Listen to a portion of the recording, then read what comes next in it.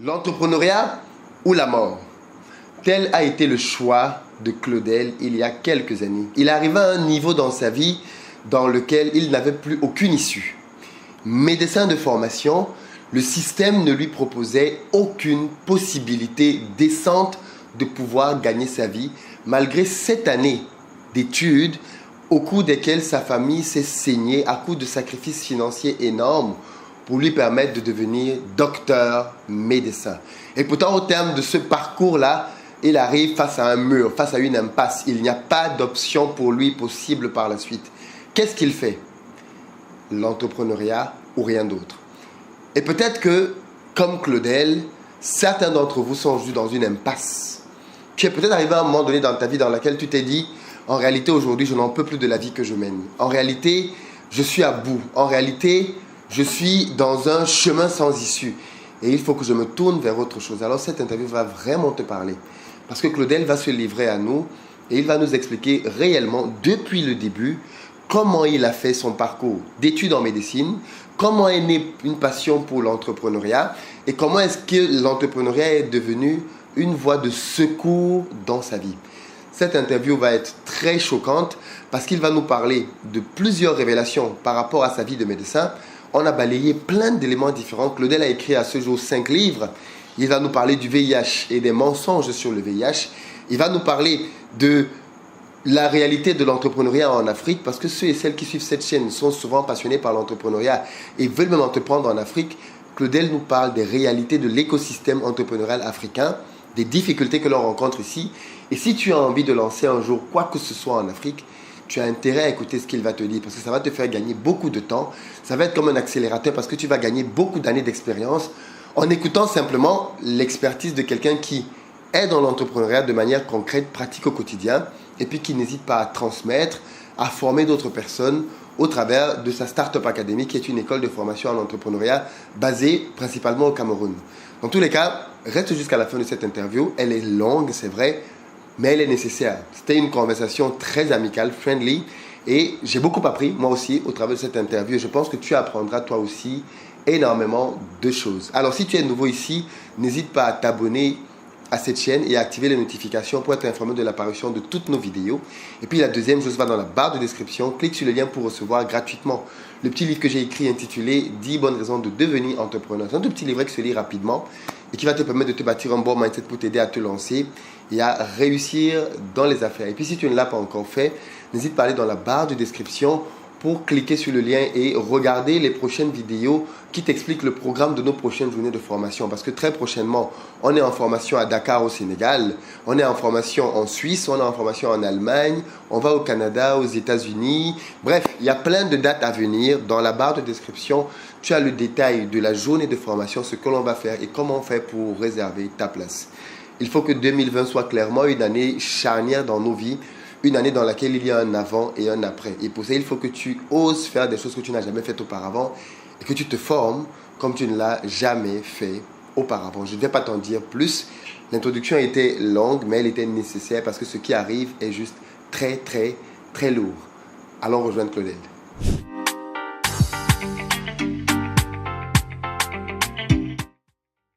Allez, salut Claudel. Oui, ça va, comment tu vas, Philippe? Je vais très bien. Merci beaucoup d'avoir accepté de te C'est un honneur de passer dans une émission avec autant d'audience et surtout de voir le travail magnifique que tu fais. C'est super gentil, merci beaucoup. Est-ce que tu peux te présenter pour ceux et celles qui ne te connaîtraient pas encore? Tu sais qu'on dit que je bavarde beaucoup. Je ne sais pas si la présentation doit être brève. Oui, sommaire, et ensuite on va aller en profondeur. D'accord, en fonction de tes questions. Tout à fait. Alors moi je suis Claudel Joël Nombissier, ouais. C'est mon nom. Donc je suis un Camerounais, ouais. Naturellement. Alors sur le plan purement académique, j'ai eu à faire mes études déjà primaires dans un quartier qui s'appelle Komkana, parce que moi j'ai grandi à Komkana. Pour les gars, les quartiers difficiles, ils connaissent de quel quartier il s'agit. Donc j'ai fait mon école primaire là-bas, maternelle aussi, j'ai fait le lycée de Tinga. Et après, j'étais un peu têtu, donc mes parents ont décidé de m'envoyer à l'internat. Ouais. Donc j'ai continué mes études au lycée classique et moderne de Bolova. Okay. J'ai fait de la 3e jusqu'en terminale.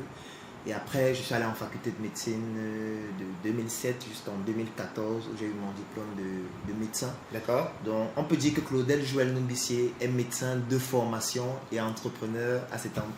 Ça, c'est juste génial. Parce que je pense que tu es le premier mec que je vois, médecin, mais qui est finalement plus connu comme entrepreneur que médecin. En fait, c'est finalement cette casquette-là que les gens reconnaissent plus. Ouais. Et les gens sont même plus étonnés que, mais attends, tu me dis que le gars est médecin et il fait quoi dans l'économie? Il fait quoi dans l'entrepreneuriat, dans le marketing, etc. Oui, c'est vrai que c'est assez... Peut-être c'est ça qui m'a valu le nom de médecin atypique. Tout à qui fait. a fait l'objet d'un livre. Ouais. Déjà à la base, qu'est-ce qui fait que, avec ton éducation, tu te retrouves à aller vers la médecine? Alors, la médecine n'a pas été un secteur d'activité qui me passionnait. Ok. Là, on va rentrer dans le secondaire. Ok. Donc, moi, au secondaire, j'ai fait la C. Pour ne pas me vanter, j'étais assez brillant dans des disciplines comme les mathématiques. J'ai eu à faire beaucoup de concours internationaux de mathématiques. J'ai même eu un concours pour aller continuer mes études en mathématiques à Clermont-Ferrand. D'accord. Mais le problème qui se pose, c'est quoi? C'est que mes parents n'ont pas voulu que je voyage après le bac. Ok. Donc, pour eux, leur rêve, c'était que dans la famille, il faudrait qu'il y ait un médecin. Ah. Et d'abord, ils estimaient que j'étais trop jeune pour voyager et tout. Donc, pour eux, ils voulaient que je devienne médecin. Donc, c'est comme ça que je me retrouve en train de faire des concours de préparation en médecine à la faculté de médecine de Yaoundé. J'ai même fait des concours pour aller faire médecine à Madagascar. Et puis, finalement, où j'ai pu réussir, c'était à l'Université des Montagnes, à Baganté, à l'Institut supérieur des sciences et de la santé. C'est comme ça que je me retrouve en train de faire de médecine. Donc, c'est pas que je rêvais être médecin. Mais finalement, j'ai dû l'accepter parce que c'était pour faire plaisir, il faut le dire comme ça, à mes parents. D'accord, ok, très bien. Et à quel moment est-ce que tu te dis que médecin, ok, mais entrepreneur aussi? Alors, déjà que quand j'entre en faculté de médecine, je suis assez choqué par la manière dont il faut procéder pour s'en sortir en faculté de médecine. Moi, je suis très scientifique depuis le secondaire, dans les démonstrations, les mathématiques. On ne récite pas, on comprend, on démontre, on passe au tableau. C'est ça. Et je me retrouve en faculté de médecine où en fait on récite. Et ce n'est pas pour choquer, moi-même je suis un répétiteur en tant que médecin, par définition. Parce que tu as un enseignant qui vient en classe et il leur raconte un certain nombre de choses, il faut rédiger, il faut rentrer à la maison, il faut lire, il faut restituer. Donc c'est un mécanisme de travail et d'apprentissage que je n'ai pas. Ok. Quand je viens du secondaire, parce que je suis plus scientifique. Oui, tout à fait. Et là, je suis dans un rythme qui est tout à fait différent. Et je me rends compte que ce sera difficile pour moi de m'en sortir. D'accord. Mais c'est quand même assez difficile. Pour ceux qui connaissent l'Université des Montagnes, la pension coûte assez cher. Les parents doivent faire une réunion de famille chaque trimestre pour qu'on paye les tranches. Donc, tu te dis, il ne faut pas échouer en fait. Tu n'as pas le droit d'échouer.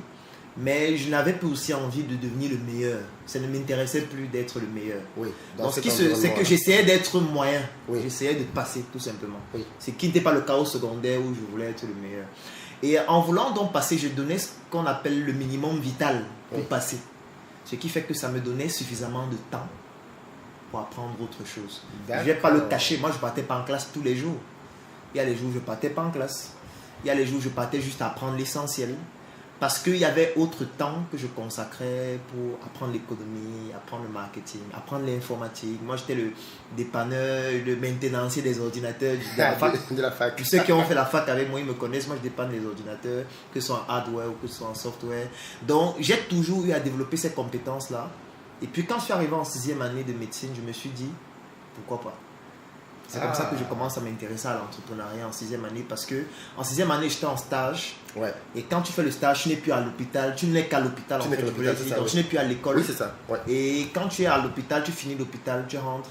Tu as encore plus de temps qu'à l'école. Et puis en 7e année, quand je fais ma thèse, là alors, il n'y a même plus de cours. Et je me dis, pourquoi ne pas entreprendre? Et c'est comme ça que je commence à entreprendre. Je prends goût et je reste à entreprendre jusqu'au jour. Alors, très intéressant. Au nom de quoi est-ce que tu fais cette année de médecine? Tu sors de là et tu ne cours pas aller déposer tes CV à gauche, à droite, comme tous tes copains de l'école. Si je le dis, ce serait malhonnête parce que je l'ai fait aussi. D'accord. Ça veut dire quoi? Je finis la faculté de médecine, je commence à travailler dans des hôpitaux, dans des cliniques. Je fais des gardes où parfois la nuit j'ai 3 000 francs, le week-end parfois j'ai 4 000 francs. Oui. 3 000 francs? Oui, ça veut dire que tu arrives à l'hôpital un samedi matin à 8 h. Tu gardes 3 000 francs, je précise, c'est 4,50 €. Voilà.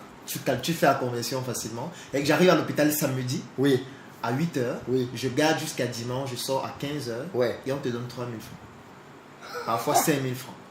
Dans des cliniques où parfois, oui, le niveau est parfois UP, ça peut aller parfois à 10 000, d'autres à 15 000. C'est très rare, ces cas de clinique-là. Jusqu'aujourd'hui? Jusqu'aujourd'hui, bien sûr, j'ai des collègues qui travaillent toujours comme ça.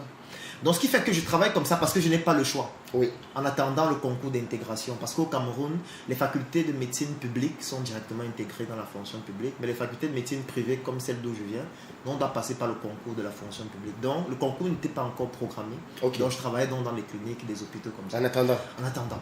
Alors, quand le concours est programmé, je dépose mes dossiers. Puisque moi aussi, je veux le matricule. Je veux la mine d'or, je veux le Saint Graal que tous les étudiants et surtout tous les médecins veulent. Notamment toutes les personnes qui ont eu à finir un cycle secondaire et universitaire. Donc, je fais le concours d'intégration que je ne réussis pas. Heureusement. Et je me rappelle le jour des résultats, j'étais à la garde dans une clinique à Yaoundé qui est située à Etudji. Et quand on me donne les résultats, c'était dans un groupe WhatsApp. J'étais tellement choqué, surtout que j'avais beaucoup de mes collègues qui avaient réussi. Wow. Et je me disais, mais qu'est-ce que je deviens? Et c'est ce jour-là que naît SOS Médecins Cameroun, parce que c'est le même jour où je crée la page Facebook. Parce que le projet, je l'avais déjà rédigé. Et je me dis, en fait, c'est l'entrepreneuriat ou la mort, en fait. Soit tu entreprends, soit c'est fini. Parce que je ne me voyais pas être à l'hôpital tous les jours avec 2 000, 3 000, 5 000. Tu n'as pas d'avenir, tu n'as pas de lisibilité. Le Saint Graal, je n'ai pas pu l'avoir. Et je me dis, gars, lance-toi. Waouh. Juste, je veux qu'on fasse une petite parenthèse là-dessus quand même sur c'est quoi être un médecin au Cameroun aujourd'hui. Parce qu'avec le recul, je ne sais pas si tu regrettes ou alors tu penses que c'est la bonne chose que tu ne sois pas entré dans ce milieu-là. Mais c'est quoi la réalité des médecins aujourd'hui? Parce que l'un des critères, l'un des baromètres pour moi, pour évaluer une société, c'est voir comment sont traités les médecins. Parce que je pense que c'est supposé être une profession noble. Oui. Et je veux dire, dans tous les pays au monde quasiment, les médecins sont parmi les personnes les mieux rémunérées. Quelle est la réalité dans nos pays? Alors, je n'ai pas qualité pour parler de tous les médecins. Bien sûr, mais du je système. Je n'ai pas qualité pour parler, même du système. Ok. Mais je vais parler de ma réalité, de la réalité de mon entourage, des personnes avec qui je travaille, de mes collègues. Ils sont assez nombreux. Donc, je peux avoir autorité pour parler de cette réalité-là. Qui ne peut pas forcément se généraliser à tout le monde. Alors, ce que je peux préciser, c'est quoi? C'est qu'il y a plusieurs catégories de médecins. Et qui n'ont pas le même statut. Et qui n'ont pas les mêmes réalités. Je vais commencer par les médecins qui ont été formés dans des écoles publiques. Ça veut dire comme la faculté de médecine de Yaoundé, comme la faculté de médecine de Douala, la faculté de médecine de Bamenda, la faculté de médecine de Boya. Bon, c'est vrai qu'avec les problèmes qu'il y a au Nozo, c'est un peu plus difficile chez eux là-bas. Il y a aussi la faculté de médecine de Tcham, mais qui ne fait pas encore sortir de médecins. Alors, eux, ils n'ont pas la même réalité que les autres. Pourquoi je le dis? Parce que eux, par exemple, quand ils finissent la formation, ils sont directement intégrés dans la fonction publique. Et ça, ce n'est pas rien. Ça veut dire que quand ils sont intégrés, ils ont directement un matricule. Même si c'est vrai que ça prend du temps. Il y a certains qui peuvent sortir, ça fait 2 ans, 3 ans avant qu'ils aient un matricule. Et ils peuvent trimer, ça peut être difficile, ils n'ont pas de salaire, parfois ils sont toujours obligés de vivre avec ce que leurs parents leur donnent. Mais au moins ils sont rassurés qu'après un certain temps, ils ont un matricule, où ils auront un certain salaire, même s'il n'est pas forcément conséquent, même s'il tourne autour de 100 et poussière de 1000. Mais ils ont au moins un salaire, ils peuvent travailler, on peut les affecter, ils peuvent progresser dans l'administration, ils peuvent se spécialiser. Parce que la faculté de médecine de Yaoundé, il y a un cycle de spécialisation, c'est ça qu'on appelle comment je peux appeler ça? Il y a le cycle d'internat, il y a le cycle de spécialisation. Donc, ils ont cette facilité à pouvoir intégrer tous ces différents cycles-là. Et je peux dire qu'ils sont plus favorisés. Ça ne veut pas dire que leur situation de médecin est meilleure ou est adéquate par rapport à ce qu'il faut. Mais au moins, il faut préciser ça. Je prends maintenant l'autre cas, c'est ceux qui ont fait les facultés de médecine privées. Ça veut dire, moi par exemple, j'ai fait l'Université des Montagnes, il y a certains qui ont fait l'Institut supérieur des technologies médicales qui a abrégé ISTMC à Yaoundé. Ce sont les 2 principales facultés privées. Je prends aussi les médecins qui viennent de l'étranger, qui ont été formés au Togo, qui ont été formés au Mali, qui ont été formés au Sénégal, parfois même en Occident, et qui reviennent au Cameroun, qui veulent aussi exercer. Alors eux, ils n'ont pas la même réalité. Ça veut dire quoi? Eux, ils ne sont pas intégrés. Ils doivent passer par le concours. Le concours prend 50 médecins, 60 médecins parfois, sur plus de 200. Ce qui fait donc en sorte que les autres qui ne peuvent pas intégrer la fonction publique sont obligés de se battre. Ça veut dire quoi? Ça veut dire qu'il y a certains qui vont entrer dans les ONG, encore qu'on n'en prend pas beaucoup. Ils ont un très bon traitement salarial dans les ONG, bien qu'ils travaillent vraiment très dur dans les endroits reculés à risque. Mais ils ont un bon traitement salarial, ça on ne peut pas le nier. mais ils ne sont pas nombreux. Il y a d'autres qui vont aller dans certaines grandes cliniques, certains grands hôpitaux. Il n'y en a pas beaucoup, parce qu'au Cameroun, on n'investit pas suffisamment dans la santé. Il y a beaucoup d'autres qui vont rester dans un tabou, c'est le chômage. Médecins au chômage. Bien sûr, il y en a tellement. Moi, j'ai des collègues jusqu'à ce jour, 5 ans après, qui n'ont pas d'emploi. Waouh. J'ai des collègues qui touchent 50 000 francs par mois, c'est-à-dire moins de 100 euros. Médecins. Ça veut dire qu'ils travaillent, oui, médecins. Ça veut dire qu'ils travaillent de lundi à vendredi. Ils font 2 gardes par semaine et ils ont moins de 100 euros par mois. Pourquoi? Parce qu'ils sont tellement nombreux à ne pas être intégrés. On a précarisé le travail. Et ce qui se passe, donc, on a précarisé le travail. Ça veut dire que lorsqu'on essaye de les recruter, on sait que voilà, ils ne valent plus grand-chose. Et ça entraîne des dérives exceptionnelles. Et c'est regrettable pour un pays comme le nôtre où il y a beaucoup de demandes. Les médecins sont là, mais on ne peut pas les exploiter. Mais je peux comprendre que ça entre dans un phénomène global de crise économique. Mais même avant cette crise-là, les médecins n'ont pas toujours été les plus favorisés dans notre pays. Il faut aussi le dire, c'est qu'il y a eu une multiplication des facultés de médecine. Et plus il y a de facultés de médecine, plus il y a de médecins qu'on forme. Et ça entraîne une conséquence, c'est que non seulement il y a un problème au niveau de la qualité de la formation qui diminue, il y a un problème au niveau du nombre, oui, et qui n'est pas forcément corrélé avec les structures hospitalières qui sont créées. Et quand on crée plusieurs facultés de médecine, sans créer plusieurs autres hôpitaux pour pouvoir assumer cela et absorber ces médecins. Après, on se retrouve avec pourtant, il y a la population qui ne cesse de grandir. Il y a la population qui a besoin des soins, qui grandit, qui a besoin de médecins, mais il n'y a pas de structure hospitalière et les médecins sont formés. C'est la raison pour laquelle le Cameroun, c'est l'un des pays qui souffre le plus de la fuite des cerveaux et l'un des domaines les plus touchés, le domaine de la santé. Dans le pays dans lequel tu es, par exemple, c'est-à-dire la France, il y a plus de médecins camerounais exerçant en France que dans tout le Cameroun réuni. C'est vrai, c'est vrai, c'est exact. C'est vrai. C'est une statistique. Il y a plus de médecins camerounais en France. Il y a plus de médecins camerounais qui exercent en France par rapport à tous les médecins qui exercent au Cameroun et qui sont inscrits à l'Ordre national des médecins. Ils sont plus nombreux en France. Et c'est un scandale. Parce que les médecins camerounais... c'est vraiment... Parce que les médecins camerounais, ils sont excellents. Bien sûr. Ils travaillent dans des conditions exécrables, parfois sans plateau technique.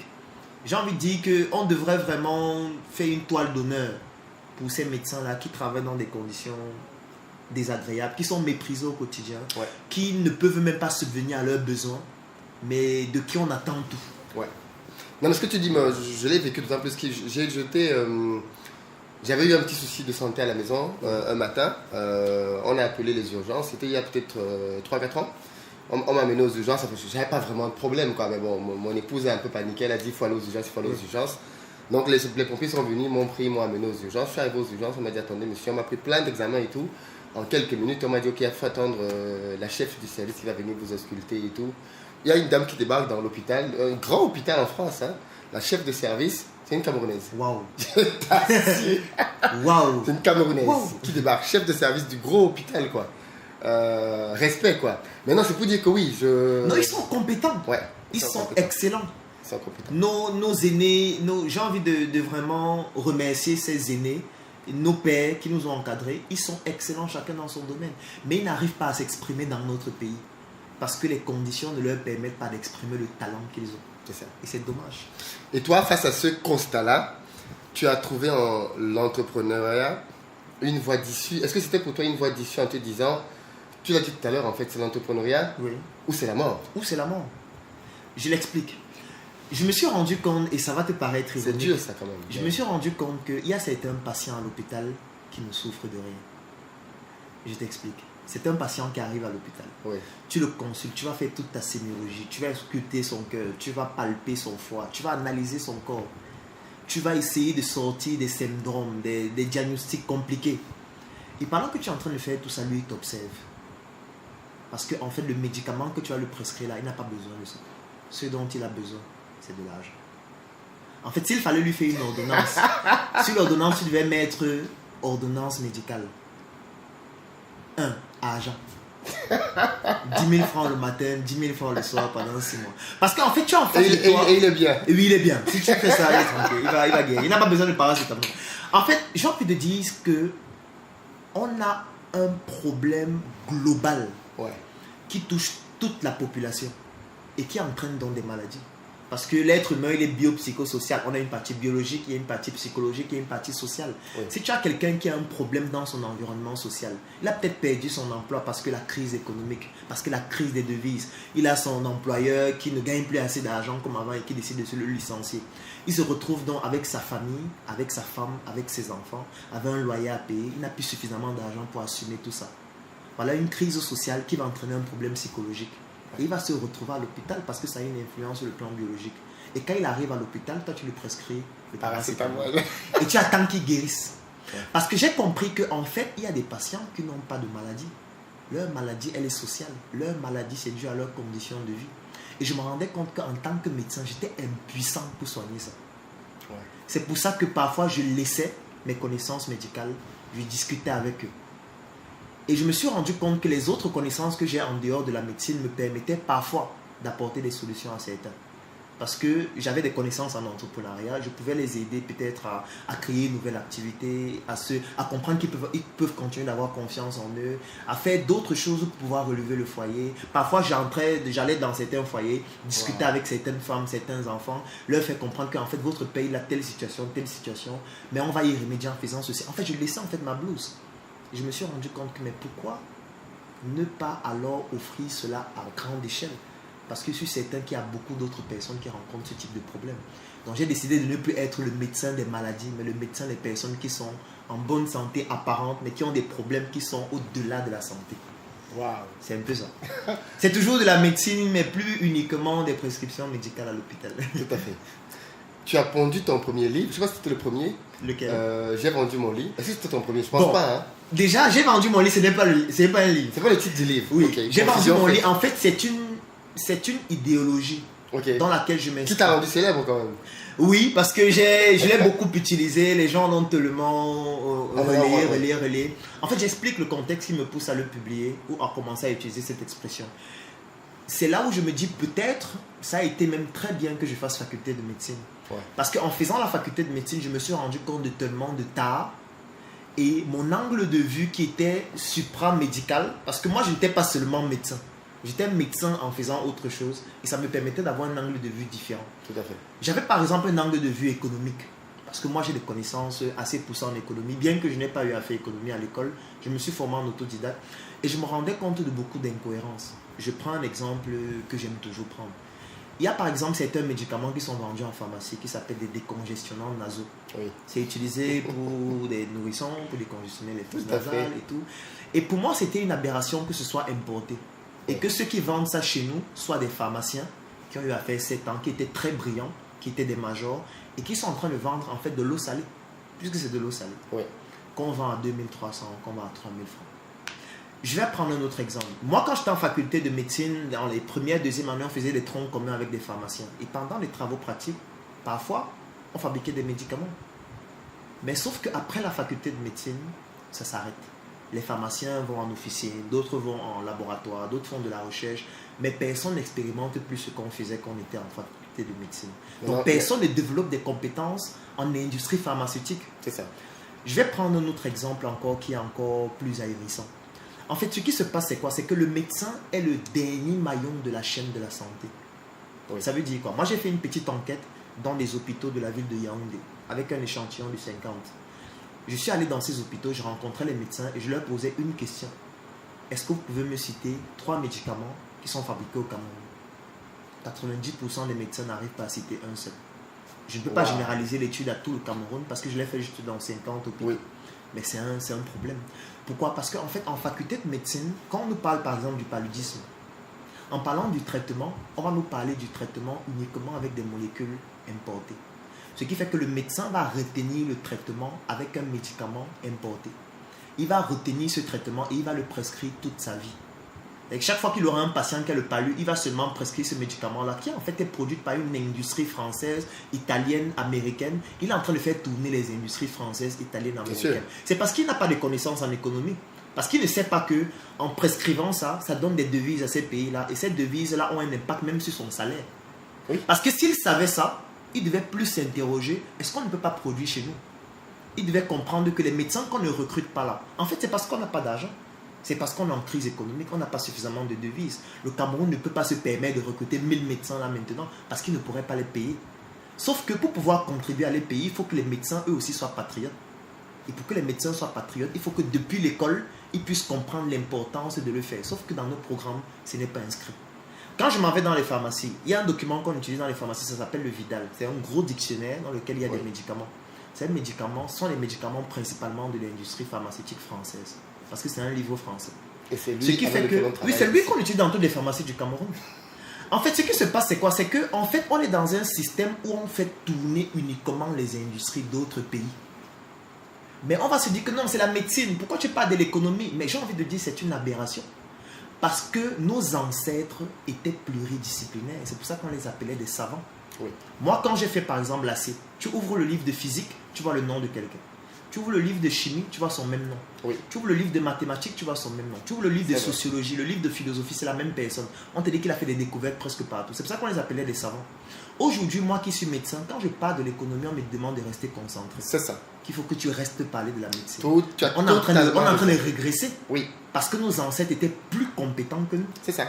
Eux, ils étaient pluridisciplinaires. Nous, quand tu veux faire deux choses, on dit que non, tu te déconcentres, il faut que tu fasses la médecine, ne parle plus de l'économie. Est-ce que tu es formé en économie? Mais c'est une aberration, puisque tout est lié. Mais c'est ça qui est drôle, mais tu as tellement raison. Même moi sur la chaîne, quand je parle d'un truc qui a trait au mindset, on te dit que tu n'es pas...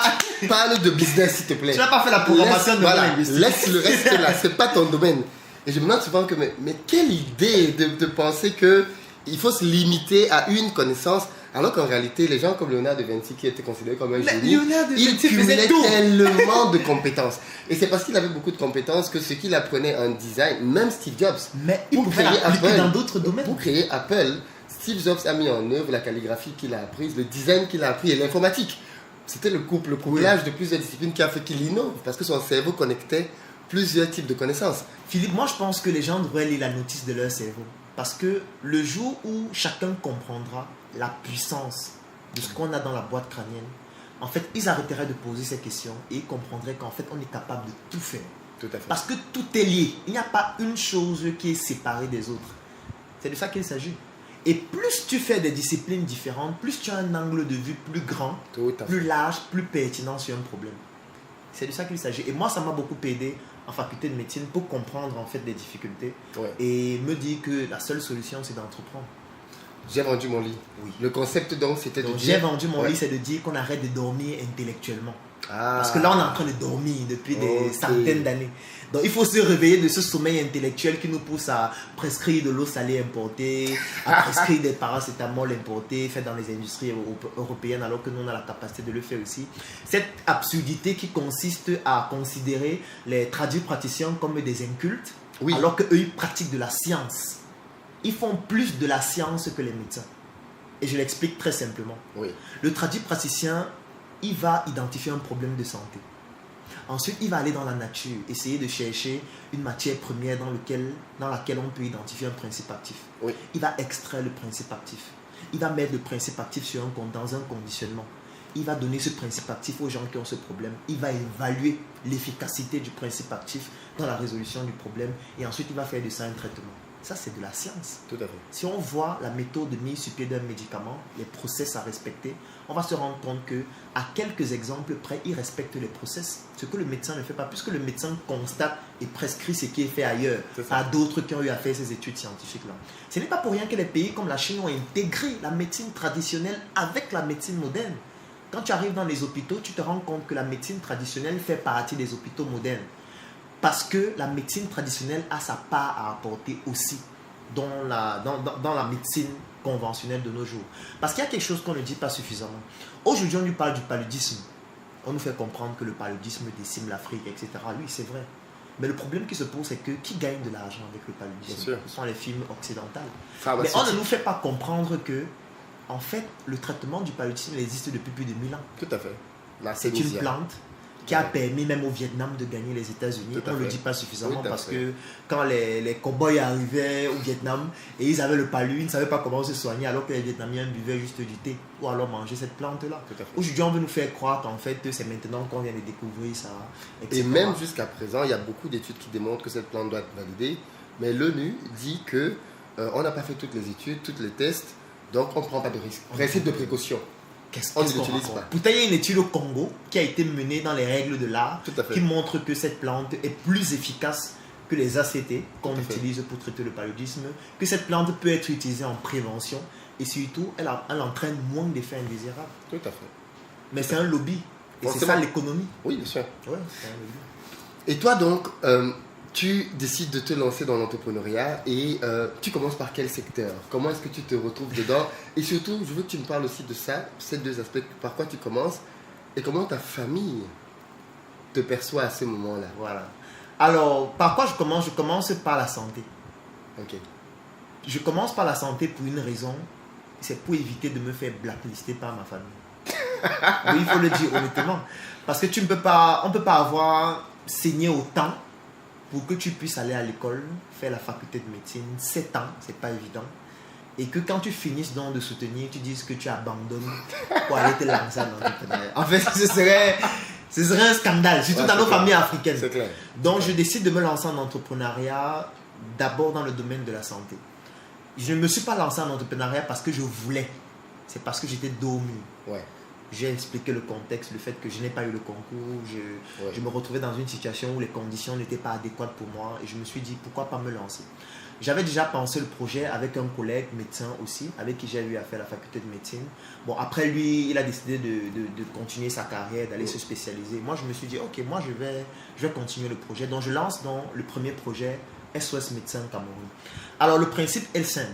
Je me dis, je n'ai pas beaucoup d'argent, donc je ne pourrais pas créer un hôpital, créer une structure particulière. J'utilise donc mes compétences que j'ai eu à développer dans d'autres domaines, dans le marketing digital par exemple, pour créer la première page Facebook. Nous sommes en 2014. Je crée la page Facebook et je commence à offrir mes prestations médicales à domicile. C'est-à-dire que j'avais acheté un sac sur lequel j'avais floqué SOS Médecins. Déjà, je donne l'historique de SOS Médecins parce que ce qu'il faut savoir, c'est que SOS Médecins, c'est la propriété de SOS Médecins France. Donc, pour pouvoir l'utiliser, il fallait d'abord que j'entre en contact avec SOS Médecins France pour essayer de savoir comment est-ce que ça se passe. Donc, pour mettre sur pied dans SOS Médecins Cameroun, je contacte le président de SOS Médecins France. Ouais. J'ai réussi à avoir son adresse email en ligne. Donc, je lui écris, il me répond une semaine après, il m'explique un peu comment ça se passe. Il me parle de leur cahier de charges qu'il faut respecter pour pouvoir utiliser ce nom. Et il me demande d'entrer en contact avec le responsable de SOS Médecins Sénégal parce que c'est un environnement qui est un peu similaire au nôtre au Cameroun. Donc, j'essaye de chercher aussi le contact du responsable de SOS Médecins Sénégal qui s'appelle le docteur Massamba Diop. Et j'entre en contact avec lui, on discute par mail assez longuement, il m'explique aussi comment ça se passe. Donc, j'entre en contact avec plusieurs autres SOS Médecins comme ça, au Sénégal, à Madagascar et tout.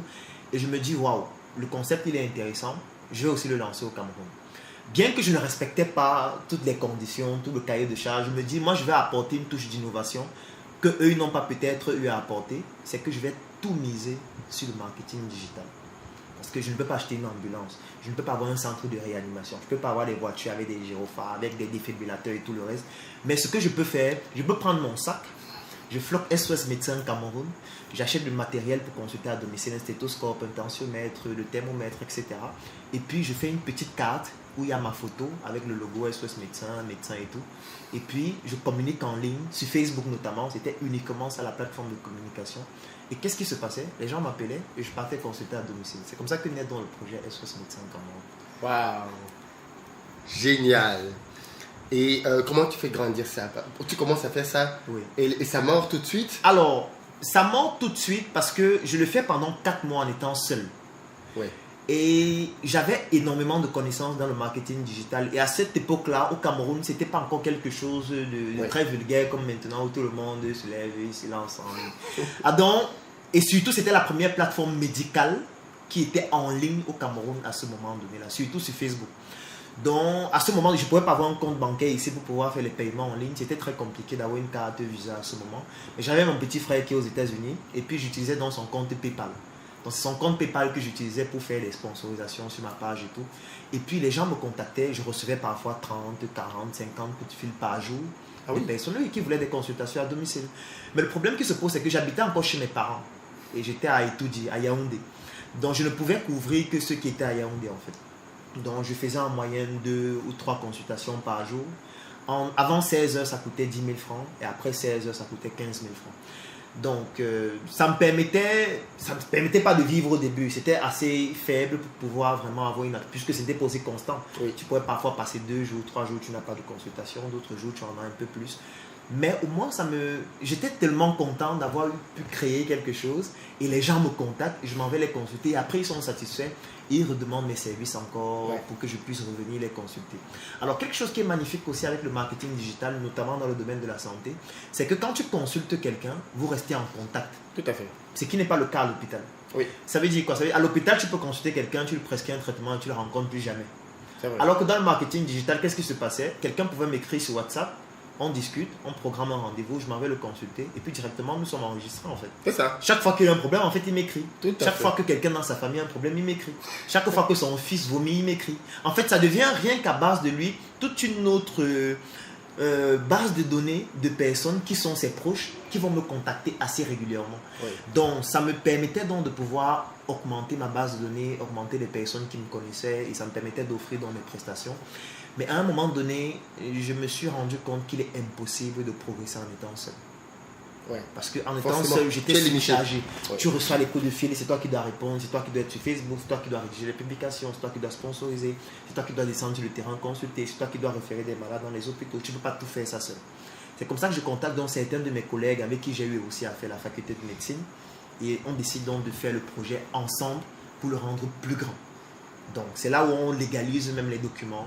On prend un siège et puis ça donne ce que c'est aujourd'hui où on a un siège à Yaoundé, on a un siège à Douala, on a même une représentation en France avec un de nos membres qui s'appelle Dr Ngan. Et qu'est-ce qui se passe? On essaye de développer dans le réseau comme ça en offrant des prestations à domicile, les consultations, les soins, les campagnes de santé, les couvertures sanitaires d'événements. Ça c'est quelque chose de très important parce qu'il y a une scène qui m'a beaucoup choqué, c'est la mort de Papa Wemba. Ouais. Parce que quand Papa Wemba a chuté pendant son concert, la manière dont ceux qui étaient autour de lui se sont comportés, ça faisait vraiment mal parce qu'ils auraient pu mieux faire et peut-être on aurait pu sauver sa vie s'ils avaient eu des gestes de première urgence efficaces. Donc la couverture sanitaire d'événements, c'est une prestation que nous offrons aussi. C'est-à-dire quand les gens organisent des marches, des concerts, des anniversaires, des mariages ou même des obsèques, où il y a beaucoup de personnes qui se réunissent au même endroit, surtout quand il y a beaucoup d'émotions. S'il y a un problème, on est un professionnel qui peut rapidement intervenir, poser les actes d'urgence qu'il faut, parce que ce sont ces actes qui sont les plus importants avant de le référer dans la structure hospitalière la plus appropriée. Donc voilà quelques prestations qu'on offre, bien sûr, en plus des prestations en ligne, notamment des conseils en ligne. Aujourd'hui, on a plus de 50 000 personnes qui nous ont déjà contactés en 5 ans pour des conseils en ligne, notamment sur WhatsApp, Facebook, ou même sur certaines applications mobiles partenaires comme e-santé. Waouh! Et ta famille se dit quoi? Alors, la famille au départ ne comprenait pas. Parce que, comme tout parcours d'entrepreneur normal, c'est que ta famille te dit, mais mon frère, tu as fini la faculté de médecine, nous on veut que tu ailles continuer des études aux États-Unis ou au Canada, où on veut les médecins. Surtout que ton petit frère même déjà là-bas, il t'attend. Et toi, tu dis que tu veux consulter à domicile, tu gagnes 10 000, 5 000 par-ci, tu vas réussir comment? L'environnement ne permet pas, laisse tout ça et va-t'en. Donc, j'ai eu un gros conflit avec mes parents par rapport à ça, qui m'a même poussé à quitter la maison et aller vivre tout seul parce que j'avais tellement foi en mon projet que je me suis dit, s'il faut que je me sépare de mes parents pendant un moment, je vais le faire. Et je me suis séparé d'eux jusqu'aujourd'hui. Donc, ils n'ont pas apprécié ça au début, mais je pense qu'après, après 1 an, après 2 ans, après qu'ils aient vu que les résultats étaient de plus en plus visibles, ils se sont dit, oh, pourquoi pas? Peut-être l'enfant a trouvé sa voie. Ouais, parce qu'au final, c'est ce qu'on voulait pour lui. C'est ce qu'on veut. Donc, s'il réussit à le faire ici, ça veut dire que pourquoi pas le soutenir, même si on l'a abandonné à un moment. Alors, du coup, ça c'est génial, mais après ça, à quel moment est-ce que tu décides de. Parce qu'aujourd'hui, on n'a pas dit au début, mais dans ta présentation, tu as été aussi assez modeste. Aujourd'hui, tu as une société Startup Academy, qui forme des entrepreneurs. Oui. Tu as d'autres sociétés d'ailleurs dont tu ne nous as pas parlé. À quel moment est-ce que tu décides donc de te dire ok, c'est bien tout ça, mais je veux et je peux plus? D'accord. Alors là, nous sommes en fin 2015. Ouais. Donc en fin 2015, je côtoie beaucoup de jeunes, soit ceux qui viennent consulter, soit d'autres que je rencontre lors des événements, parce que là, je suis déjà médecin. Donc, je peux gérer mon temps, je peux voir un événement qui parle d'entrepreneuriat, j'y vais, je peux aller essayer de rencontrer d'autres aînés, discuter avec eux. Et puis quand je suis dans cet environnement entrepreneurial, je me rends compte qu'il y a un gros souci parce que les jeunes veulent se lancer et pensent qu'il faut des milliards pour se lancer. Les jeunes veulent se lancer et n'ont parfois pas le minimum vital sur le plan des connaissances entrepreneuriales qu'il faut pour se lancer. Et moi, j'observais dans mon expérience avec SOS Médecins. En fait, je voyais comment j'ai procédé. Et je n'avais pas les milliards, mes parents n'ont pas les milliards. Même s'il fallait les milliards, c'est que j'aurais abandonné s'il fallait forcément les milliards. Et je comprends que non, en fait, on peut débuter avec très peu. Parce que moi, j'ai débuté avec très peu. C'est ça. Moi, je prenais l'argent dans mes gardes pour pouvoir financer mon projet. Au début, c'est vrai que ma maman m'a soutenu, elle m'a donné pratiquement 300 000 francs. Ça m'a permis d'acheter le premier matériel pour consulter à domicile. Mais en fait, je me suis rendu compte qu'on peut débuter sans forcément avoir les milliards. Et je voyais des jeunes qui avaient des projets, tu lui demandes, il te faut combien? Il te dit, il faut 16 millions. Tu fais quoi avec 16 millions? Et je me disais donc, bon, je pense que dans cet environnement aussi, j'ai aussi mon mot à dire. Ouais. Parce que mon expérience n'est pas de 100 ans, mais la petite expérience que j'ai, les résultats que j'ai, je pense que je peux transmettre mes connaissances à d'autres jeunes. C'est comme ça que je crée donc Startup Academy en février 2016. Alors, Startup Academy commence à SOS Médecins, parce que je n'avais pas encore des bureaux où je pouvais le faire. Je décide donc à SOS Médecins d'organiser des conférences gratuites où je demande, où les premières publications étaient même sur la page Facebook de SOS Médecins. Je demande aux jeunes de venir et on va parler entrepreneuriat. Donc ils viennent gratuitement, c'était des séances 2 fois par semaine. Je travaillais avec eux, ça me permettait aussi de travailler ma manière de transmettre, de rôder mon discours, de voir les thématiques qui intéressent les gens. Je l'ai fait pendant pratiquement 8 éditions, et puis je me rends compte qu'ils sont très intéressés. Je me rends compte qu'ils en redemandent. Certains sont même prêts à payer pour la suite. Je me dis attention, problème égale opportunité d'affaires. Forcément. Et je me dis non, il faut que je lance quelque chose de plus officiel, de plus grand pour pouvoir développer donc ça. Et c'est comme ça que je me dis d'accord, je vais lancer Startup Academy. Donc mes collègues médecins sont un peu gênés par rapport à ça parce qu'ils estiment que bon, ce n'est pas de la médecine, on ne peut pas quand même faire ça dans la médecine et tout. Ouais. Je me dis bon, ok, vous avez quand même raison, je ne peux pas m'inscrire, il ne faut pas confondre les choses, ça peut faire en sorte qu'il y ait une confusion. Et je décide donc de créer la page Startup Academy pour développer donc ce projet à part entière. Mais le problème que j'avais, c'était lequel? C'est que comme tout médecin, on aime être incognito. On aime être en arrière, en background. On ne veut pas que les gens nous connaissent. Parce qu'on a dit dans la déontologie ou dans l'éthique médicale que la médecine, on ne fait pas la publicité et tout. Et c'est là où je dis qu'en fait, les médecins doivent se former dans d'autres domaines.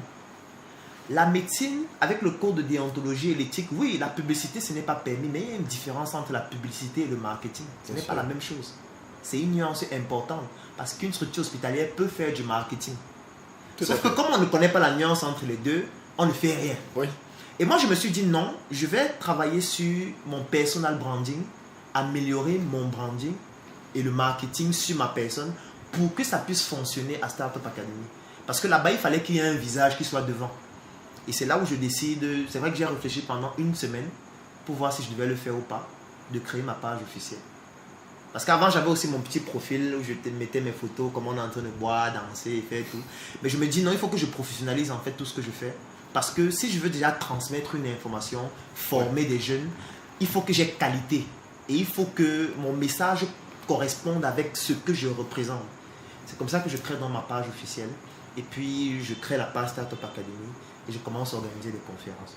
C'est là où naît donc Startup Academy, qui est le projet qui certainement a eu le plus grand impact de tous les projets que j'ai, parce qu'aujourd'hui on a déjà accompagné plus de 5000 jeunes. Wow. On a déjà plus de 50 entreprises qui ont déjà été créées par des jeunes qu'on a formés, en plus de nos propres entreprises nous-mêmes qu'on a créées à travers Startup Academy.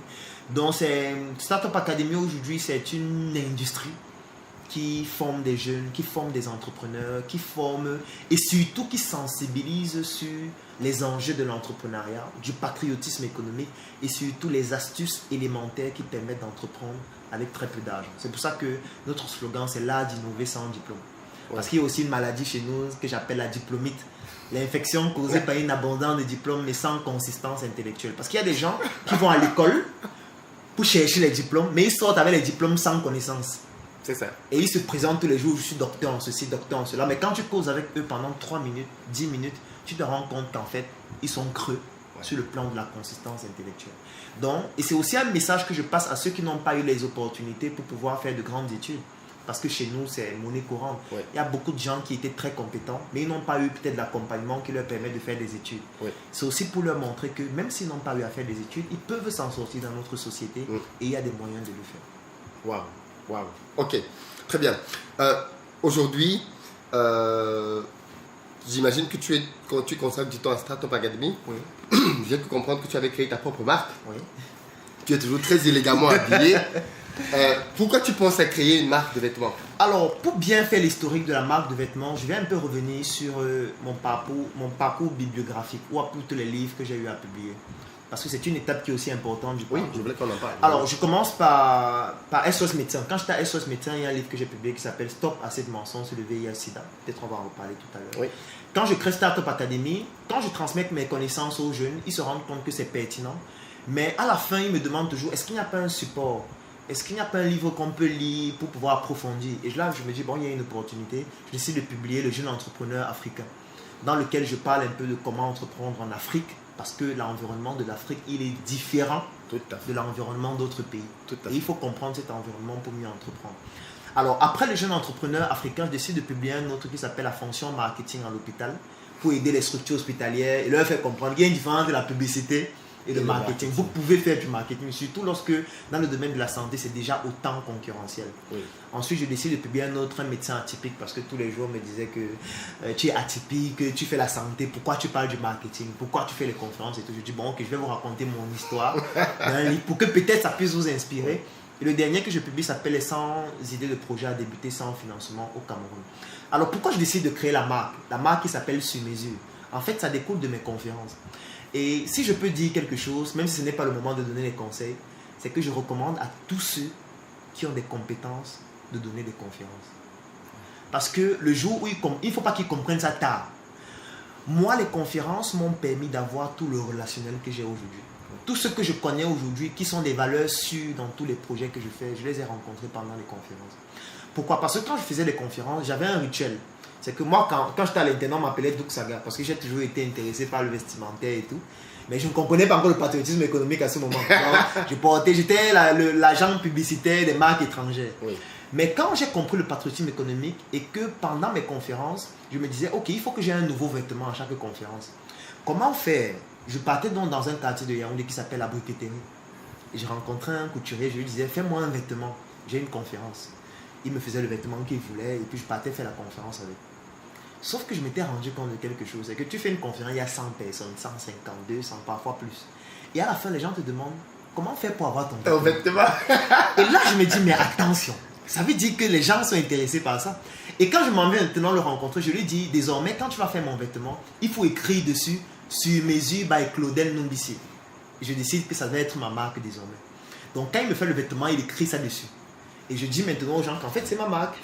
Et quand les gens maintenant viennent me voir comment faire pour les avoir, ils passent les commandes, je prends mes commissions, je lui donne les coûts, le vêtement et puis moi je livre. Mais le problème c'est que Sur Mesure by Claudel Numbissier, c'était trop long, c'était pas esthétique. C'est comme ça qu'on réduit nombre, on met ça en 2 lettres, SCM. Et puis après, il y a des femmes qui demandent, il n'y a pas aussi pour les femmes? Je dis, mais bien sûr qu'il y a pour les femmes. Il y a toujours. Il y a pour tout le monde. Même les enfants. Et s'il n'y a pas pour les enfants, est-ce qu'il n'y a pas les chaussures? Est-ce qu'il n'y a pas les sacs? En fait, je me dis, attention, il faut donc créer toute une marque. Ouais. Pas seulement une marque de vêtements. C'est comme ça qu'on commence à faire des vêtements, des chaussures, des sacs, des accessoires et tout ce qu'on peut imaginer qui a trait à la mode. Et tous nos produits sont entièrement fabriqués au Cameroun par nos artisans. Parce que je ne peux pas prôner le patriotisme économique et ne pas m'habiller, et ne pas porter une chaussure fabriquée localement. Ce serait en psychologie ce qu'on appelle une dissonance cognitive.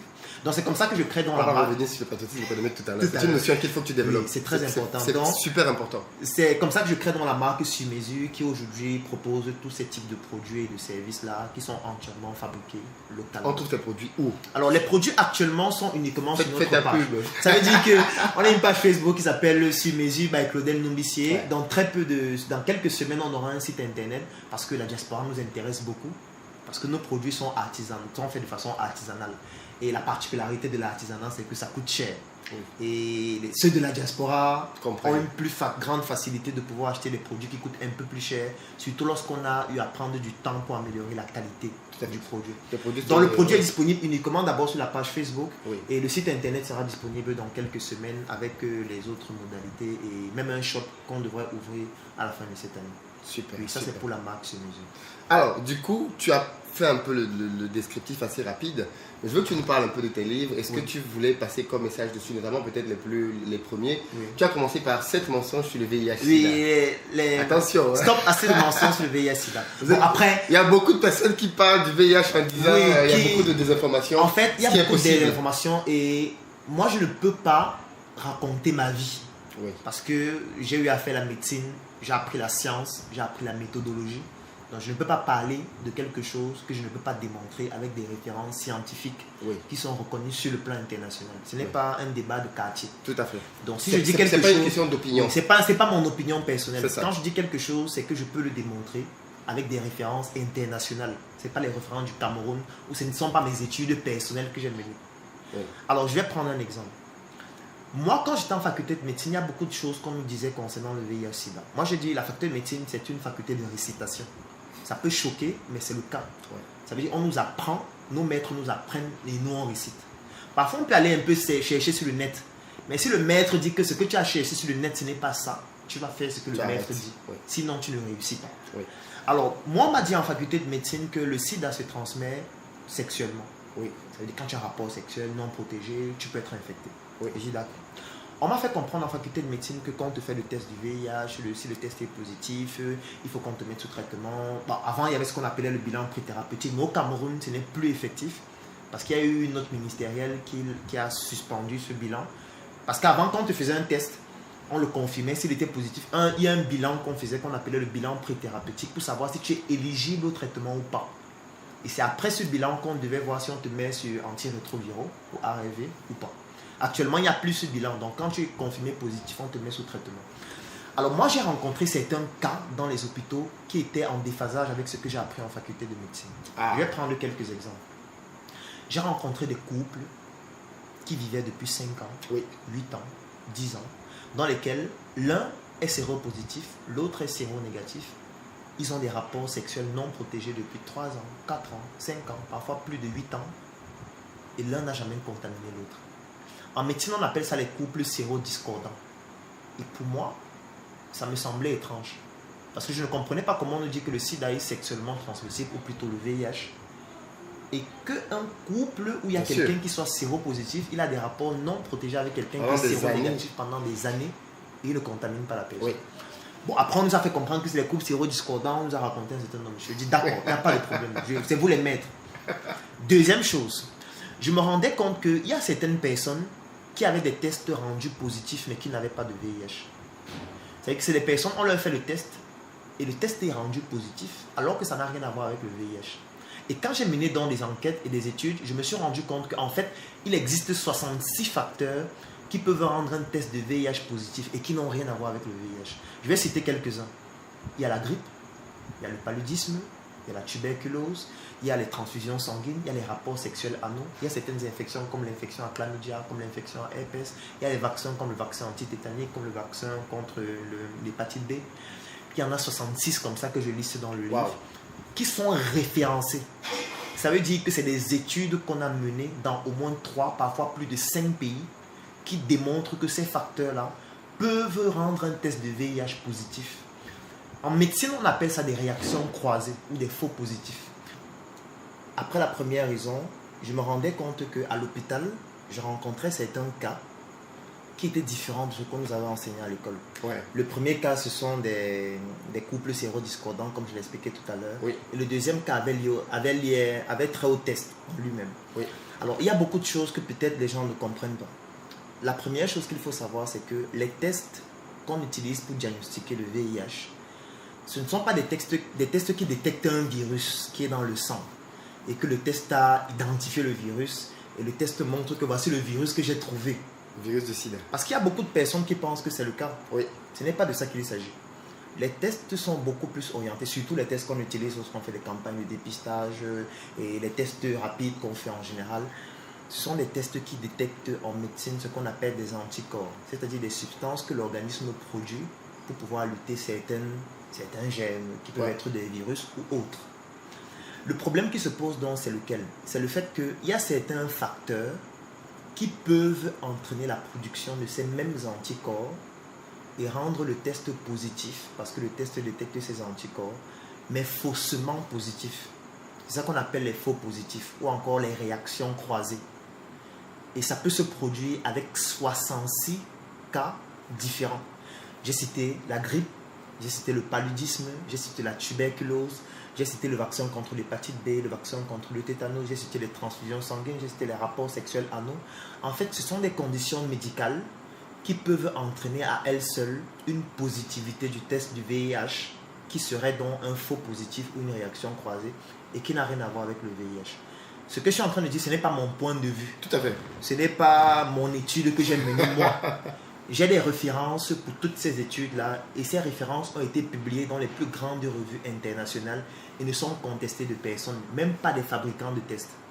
Parce que dans le livre, je mets les extraits de notices des tests et même les fabricants eux-mêmes admettent que ce sont des éléments qui peuvent se produire en citant même parfois certaines de ces maladies.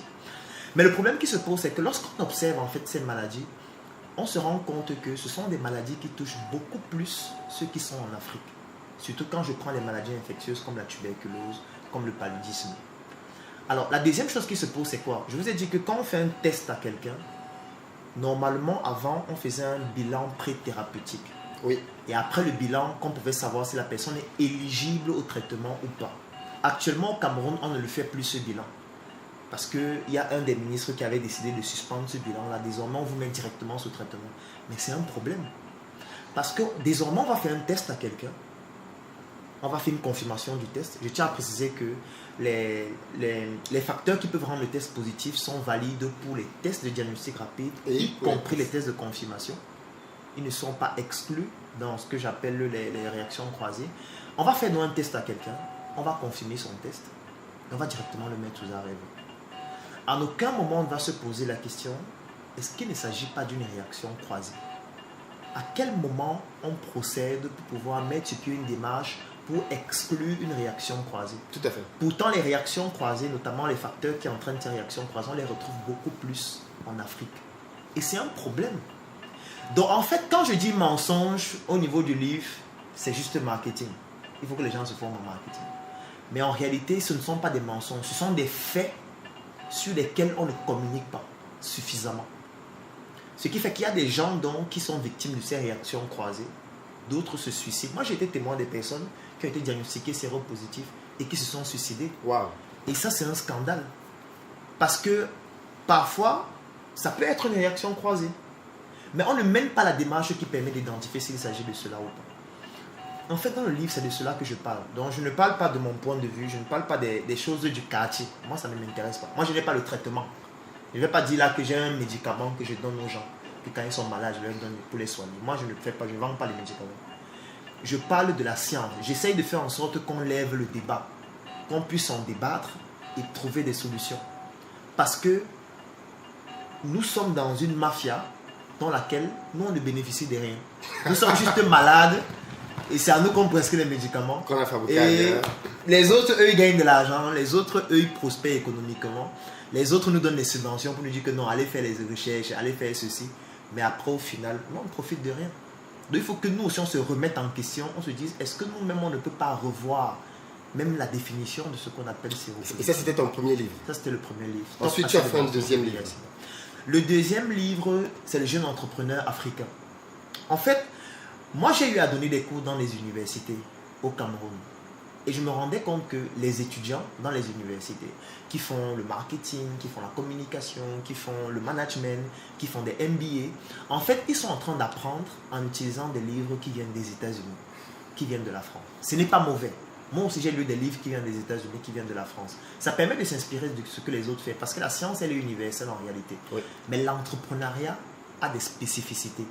Ça veut dire quoi? Ça veut dire qu'il y a un contexte environnemental, social, économique, culturel spécifiques à chacun des environnements où on se trouve. Tout à fait. Donc, tu ne pourrais pas être au Cameroun et en train d'apprendre l'entrepreneuriat, le marketing, la communication, avec un livre écrit aux États-Unis par quelqu'un qui ne connaît pas où le Cameroun se trouve. Tout à fait. C'est-à-dire qui ne comprend pas le contexte environnemental, social, culturel du Cameroun. Je vais prendre un exemple pour bien expliquer. Le Cameroun a réussi un exploit, c'est-à-dire faire en sorte que le Larousse décide d'améliorer la définition d'un terme dans le dictionnaire Larousse 2020. Ah ouais? Le terme s'appelle le piment. Oui, si tu vas dans le Larousse 2020, tu tapes le terme piment. Dans la définition, il y a une partie où on met spécificité camerounaise et on parle donc de la prostitution. Non. Oui, c'est dans le Larousse 2020. Si une Camerounaise dit « je vends le piment » et il faut traduire ça en anglais, on va dire quoi? On va traduire comment? Supposons qu'un Anglais vienne au Cameroun. Oui. Il suit comment une fille dit « je vends le piment » et il veut traduire ça en anglais. En fait, je suis sûr, à coup sûr, qu'il va se tromper. Oui. Il va se tromper dans la traduction parce que ça peut signifier plusieurs choses différentes Oui. au Cameroun. Aux États-Unis, ça ne signifie pas la même chose. En Grande-Bretagne, ça ne signifie pas la même chose. C'est-à-dire que tu ne peux pas venir entreprendre dans un environnement pareil si tu ne comprends pas les mentalités, si tu ne comprends pas les comportements, si tu ne comprends pas la culture, si tu ne comprends pas le jargon local. C'est pour ça que je me suis dit, on ne peut pas continuer d'apprendre l'entrepreneuriat, d'apprendre le marketing, d'apprendre toutes ces techniques qui fonctionnent peut-être dans ces pays-là, mais qui au Cameroun, soit on doit les tropicaliser, soit on doit créer nos propres techniques qui correspondent à notre environnement.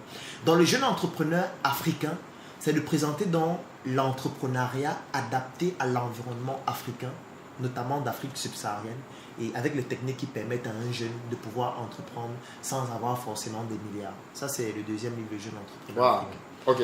Le troisième, c'est la fonction marketing à l'hôpital. Parce que comme je l'ai dit tout à l'heure, en fait, les médecins confondent la publicité et le marketing. Je vais prendre un exemple. Chaque fois qu'on parle d'une structure hospitalière au Cameroun sur Internet, c'est toujours lorsqu'il y a un scandale. Oui. On va vous dire, les bébés ont été volés dans tel hôpital. On va vous dire, dans tel hôpital, l'autre voulait entrer. On l'a bloqué à l'entrée parce qu'elle n'avait pas d'argent. On va vous dire qu'on a confisqué quelqu'un à l'hôpital pendant 1 mois parce qu'on l'a soigné, il ne veut pas payer. Ça dégrade la valeur perçue que les gens ont des structures hospitalières, ce qui est extrêmement dangereux. On a eu à mener une étude auprès des Camerounais de la diaspora pour essayer de savoir quelles sont les principales raisons pour lesquelles ils ne veulent plus venir rester définitivement au Cameroun. La première raison, c'est le système de santé. Parce qu'ils se disent que s'ils ont un problème de santé, ils sont foutus. Ils sont foutus en fait. Ouais. Et ça participe à ça. Parce que chaque fois quand ils voient sur Facebook, on dit qu'il y a un enfant qu'on a volé, il y a tel qu'on a chassé à l'hôpital, il y a tel qui est mort, il y a eu telle erreur médicale, etc. Quand ils ont l'habitude de voir ça, ils se disent, mais en fait, c'est un enfer ce pays. C'est-à-dire que si j'arrive là-bas, même si j'ai les moyens et je tombe malade, en fait, je peux mourir juste parce que peut-être ils sont incompétents, alors que ce n'est pas le cas. C'est juste parce que les structures hospitalières ne font pas de marketing. Je vais te prendre un exemple de marketing. Il y a une émission magnifique en France qui passe sur TF1 qui s'appelle Baby Boom. C'est une émission formidable. Il y a beaucoup de gens qui ne savent pas que c'est du marketing hospitalier. Tout à fait. Pourquoi? Parce que tu ne vas jamais entendre parler dans cette émission de quelqu'un qui est mort. On ne va pas te dire qu'une femme est venue à l'entrée, on l'a chassée. On ne va pas te dire que quelqu'un est venu, on ne l'a pas soigné. Tu ne vas pas voir une femme qui gifle une parturiente parce qu'elle lui dit pousse, pousse. Non, les gens sont gentils. Les gens sont posés, les gens sont propres, les gens se lavent les mains tout le temps. C'est du marketing hospitalier. Parce qu'à force de voir cette émission, ça fait en sorte que quand une femme va tomber enceinte, elle va se dire, mais attention, il faut que j'aille dans cet hôpital parce qu'il s'occupe bien des gens. Tout à fait. On ne dit pas que les gens meurent là-bas, il n'y a pas un hôpital où les gens ne meurent pas. C'est du marketing hospitalier. Mais nous, on ne le fait pas. Nous, on s'attend à ce que ce soit le bouche à oreille qui le fasse pour nous. Sauf que ce bouche à oreille parle de nos structures uniquement quand il y a le scandale. C'est ça.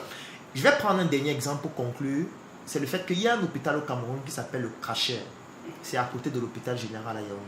Cet hôpital a le plus haut plateau technique de toute l'Afrique centrale en ce qui concerne la fécondation in vitro. Il y a des femmes de 55 ans qui accouchent là-bas toutes les semaines. On n'en parle jamais dans les médias. Pourquoi? Parce qu'ils ne font pas de marketing hospitalier. Parce que si on faisait ce marketing hospitalier, les gens devraient comprendre que en fait, les médecins camerounais, malgré leurs conditions de travail, ils sont excellents. Ils font des prouesses au quotidien, malgré les conditions médiocres. Mais comme on ne fait pas de marketing hospitalier dessus et qu'on en parle uniquement lorsqu'il y a le scandale, parce que le jour où quelqu'un va venir là-bas et on ne va pas le recueillir à l'entrée, ou on va pas l'accueillir à l'entrée pour toute autre raison que je ne pourrais pas savoir, on va en parler, on va publier sur Facebook et puis ça va faire le scandale. Alors que s'il y avait un marketing hospitalier, quand ces cas devaient arriver, qui ne sont pas courants, on devait se dire non, ils font quand même du bon travail. Ça peut arriver qu'ils puissent avoir des erreurs. L'erreur est humaine. Donc, dans ce livre, La fonction marketing à l'hôpital, en fait, je présente des stratégies marketing adaptées au secteur hospitalier qui respectent l'éthique et la déontologie, mais qui fonctionnent avec les structures hospitalières. Wow. Le quatrième, l'avant-dernier, c'est un médecin atypique. Là-bas, c'est une autobiographie. Donc, beaucoup de gens m'ont dit comment tu fais pour quitter de la médecine et te retrouver en entrepreneuriat, en économie et à parler de toute autre chose. Tu es un charlatan. Moi, ça, c'est un charlatan. Il bavarde tous les jours, raconte sa vie. Et je me suis dit, bon, il y a des gens qui disent des choses sur toi parce qu'ils ne te connaissent pas. Oui. Donc, c'est pour ça que moi, je ne suis pas dans l'injure. Je n'ai pas le temps pour injurier les gens. Je n'ai pas le temps pour me mettre à dire que tel a dit ceci. Vraiment, moi, je prends le bon de ce qu'il y a de chacun. Moi, je ne suis pas parfait, mais je prends le bon de ce qu'il y a de chacun et puis j'avance. Donc, j'ai décidé de publier ce livre pour raconter mon histoire. Pour que les gens puissent comprendre les challenges que moi j'ai eu à braver et qui m'ont poussé à me retrouver en train de faire plusieurs choses à la fois.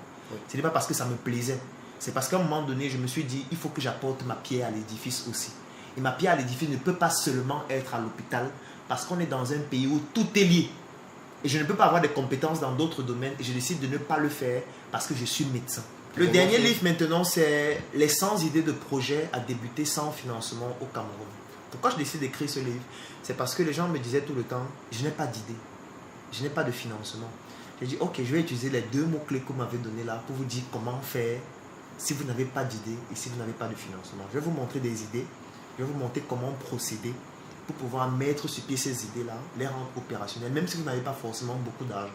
Ça ne veut pas dire que pour entreprendre, il ne faut pas de l'argent. Bien sûr. On peut débuter avec très peu. Pour rendre la chose exponentielle, on aura besoin de l'argent. Et pour ça, il y a des leviers qu'on peut utiliser. Tout à fait. Comme par exemple un levier magnifique dans notre pays, c'est la tontine. Oui. Et les gens n'en parlent pas suffisamment. Pourtant, c'est un système très efficace que la plupart des personnes qui se sont enrichies dans nos pays utilisent. Mais on ne documente pas beaucoup dessus. On n'enseigne pas suffisamment comment ça fonctionne.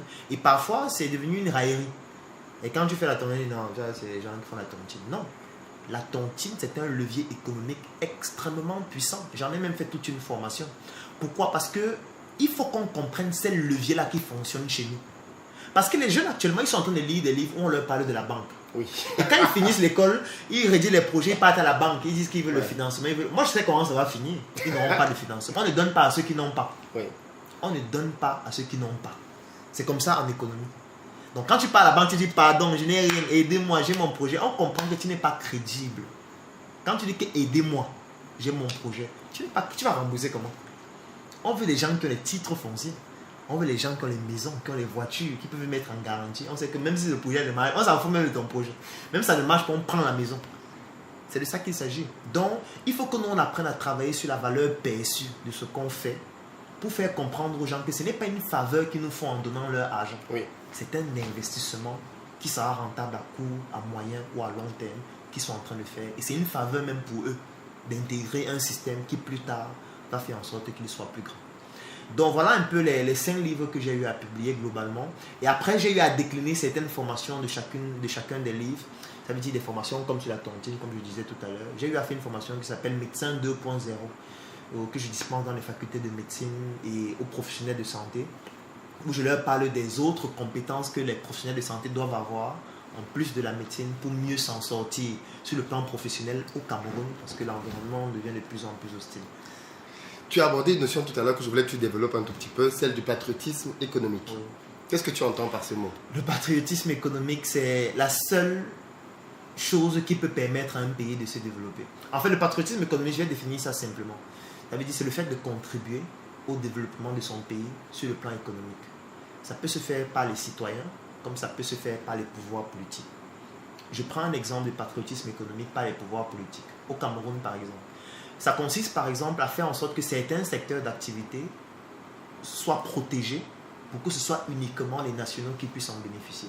Je vais prendre quelques exemples. Prenons le domaine de l'exploitation de l'or. L'exploitation de l'or au Cameroun est réservée uniquement à une exploitation artisanale par des Camerounais. Ça, c'est la loi. C'est pour ça que les Chinois prennent la nationalité camerounaise, pour exploiter la loi, en fait.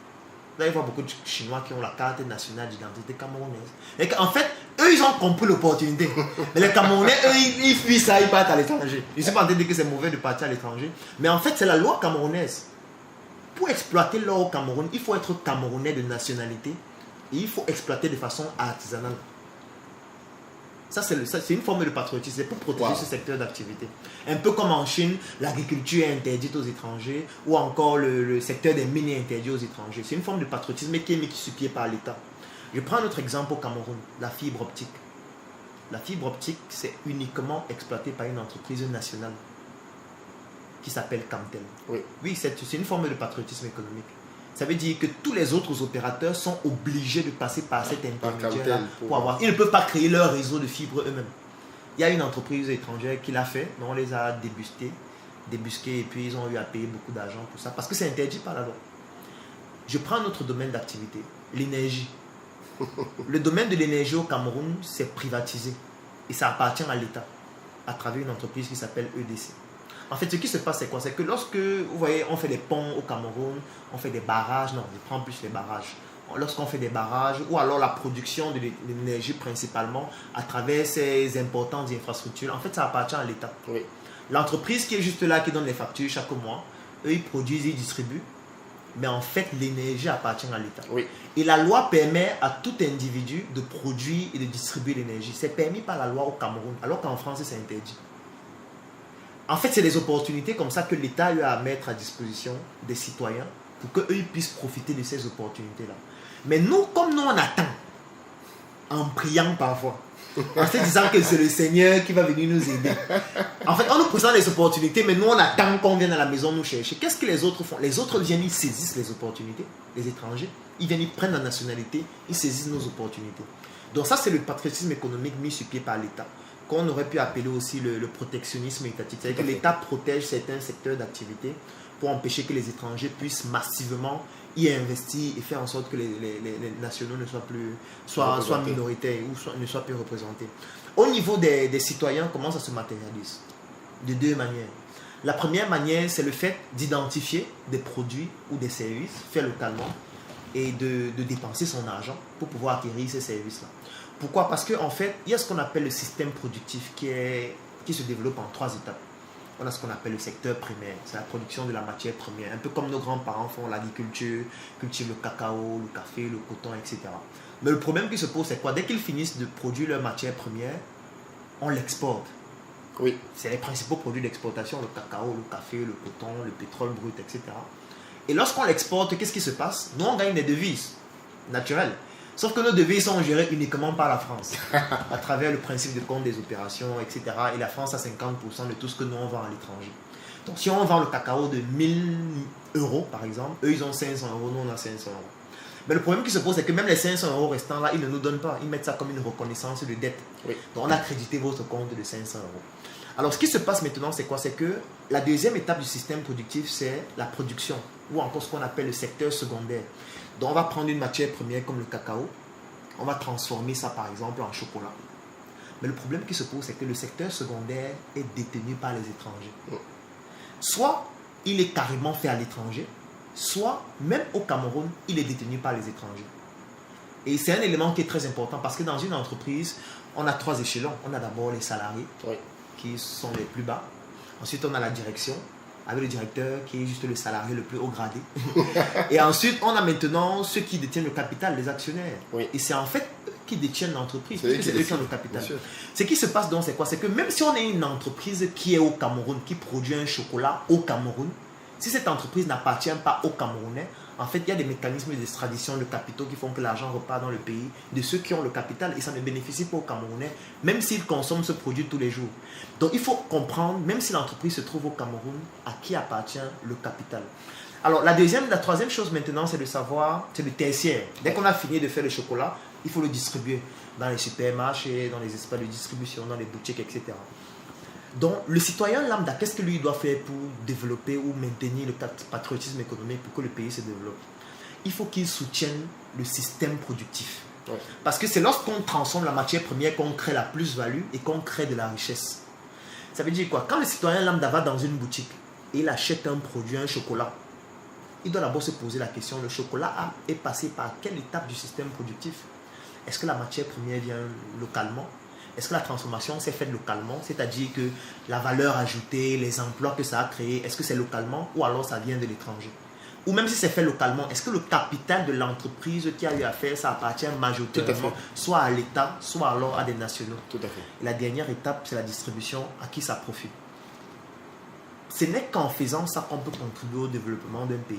Pourquoi? Parce que c'est dans le secteur secondaire en fait qu'on peut réduire le taux de chômage d'un pays. Oui. Si vous regardez dans un pays, les entreprises qui emploient plus de 1000 personnes, principalement, c'est juste des industries. Tout à fait. Parce que c'est dans le secteur secondaire qu'on a des industries. Ce n'est pas en faisant le bayam salam, ou en faisant l'agriculture, ou on fait le pambé. On va prendre 1000 personnes, on va dire qu'on va vous payer 200 par jour pour aller cultiver le café. Ça, ce ne sont pas les emplois. Ce n'est que dans le secteur secondaire où il y a l'industrie qu'on peut développer les emplois. Donc le patriotisme économique, c'est le fait de soutenir dans ce système productif-là en consommant des produits qui respectent donc ces normes-là. Et surtout en mettant sur pied des entreprises et des industries qui permettent de partir de la matière première, c'est-à-dire le secteur primaire, de la transformer dans le secteur secondaire et de la distribuer dans le secteur tertiaire. Ce n'est qu'en faisant cela qu'un pays peut se développer. La Chine l'a fait, les États-Unis l'ont fait, l'Inde l'a fait, la France même l'a fait. Et ce qui se passe maintenant, pour conclure, c'est que lorsqu'on va maintenant importer un produit qui vient par exemple de la Suisse, ce qui se passe, c'est que c'est les 500 € qui restaient du compte des opérations là qu'on va utiliser pour acheter le produit. Parce que le franc CFA n'est pas reconnu sur le plan des échanges internationaux, ce n'est pas une devise. Et lorsqu'on compare les produits qu'on exporte et les produits qu'on importe, on se rend compte que les produits qu'on importe, ce sont des produits manufacturés. Oui. Des téléphones, des ordinateurs, des voitures, etc. Qui ont une valeur ajoutée très importante. Et les produits que nous on exporte, c'est la matière première. Lorsqu'on fait la différence à la fin d'une année, ce qu'on appelle la balance commerciale externe, on se rend compte qu'elle est toujours déficitaire. Au Cameroun, elle est déficitaire actuellement de plus de 1000 milliards. Bien sûr. Ce qui se passe en train d'un problème qu'on a au Cameroun actuellement qui s'appelle la crise des devises. C'est-à-dire qu'on n'a plus suffisamment de devises pour acheter des produits à l'étranger. Si vous partez dans une compagnie de transfert actuellement, peut-être demain, vous dites que vous voulez transférer 20 millions aux États-Unis, on va vous dire que c'est impossible. On va vous dire qu'on ne peut pas transférer ce montant, c'est trop élevé. Pourquoi? Parce qu'on ne peut plus convertir, puisqu'on n'a plus suffisamment de devises. C'est-à-dire qu'un opérateur économique qui faisait venir 10 conteneurs par mois, et ça coûtait 20 millions, on lui dit non, tu ne peux plus envoyer 20 millions. Parce que pour envoyer 20 millions en Chine, il faut d'abord qu'on prenne tes 20 millions, on convertisse en euros, la libre convertibilité du franc CFA en euros. Sauf que pour convertir ça, il faut qu'on ait suffisamment de devises pour convertir. Si on ne peut pas le faire, on peut convertir que le montant disponible. On va dire non, tu peux seulement envoyer 5. Ça veut dire qu'il ne peut plus acheter 10 conteneurs, il va acheter seulement peut-être 2. Et quand il achète seulement 2, qu'est-ce qui se passe? Ça veut dire que la quantité de sa marchandise sur le marché va diminuer. Quand la quantité de la marchandise sur le marché diminue, qu'est-ce qui se passe? Les prix augmentent. Ça veut dire qu'un t-shirt qu'on vendait à 500 va commencer à coûter 1000 francs. Alors qu'il y a un gars, lui, au quartier, il savait que lui, avec ses 500, il achète ses 1 t-shirt par mois et il s'habille tranquillement. Il arrive au marché, il dit non, maintenant avec 500, tu ne peux plus acheter un t-shirt, maintenant c'est 1000 francs. Et que la valeur de son argent a diminué parce que les prix des produits ont augmenté. C'est ça qu'on appelle en économie l'inflation. Tout à fait. Et ça va entraîner une crise économique sans pareil. Pourquoi? Parce que tu vas arriver à ton boulot le matin et ton boss va te dire vraiment, les affaires ne marchent plus. Avant, je faisais venir 10 conteneurs, maintenant c'est difficile, le pouvoir d'achat a diminué, etc. Donc, on va diminuer ton salaire parce que c'est chaud. Tu touchais 100 000, maintenant tu vas toucher 50 000. Tu te dis que c'est tout. Tu rentres à la maison, tu te rends compte que dès que tu ouvres ta porte, le bailleur t'a laissé une lettre.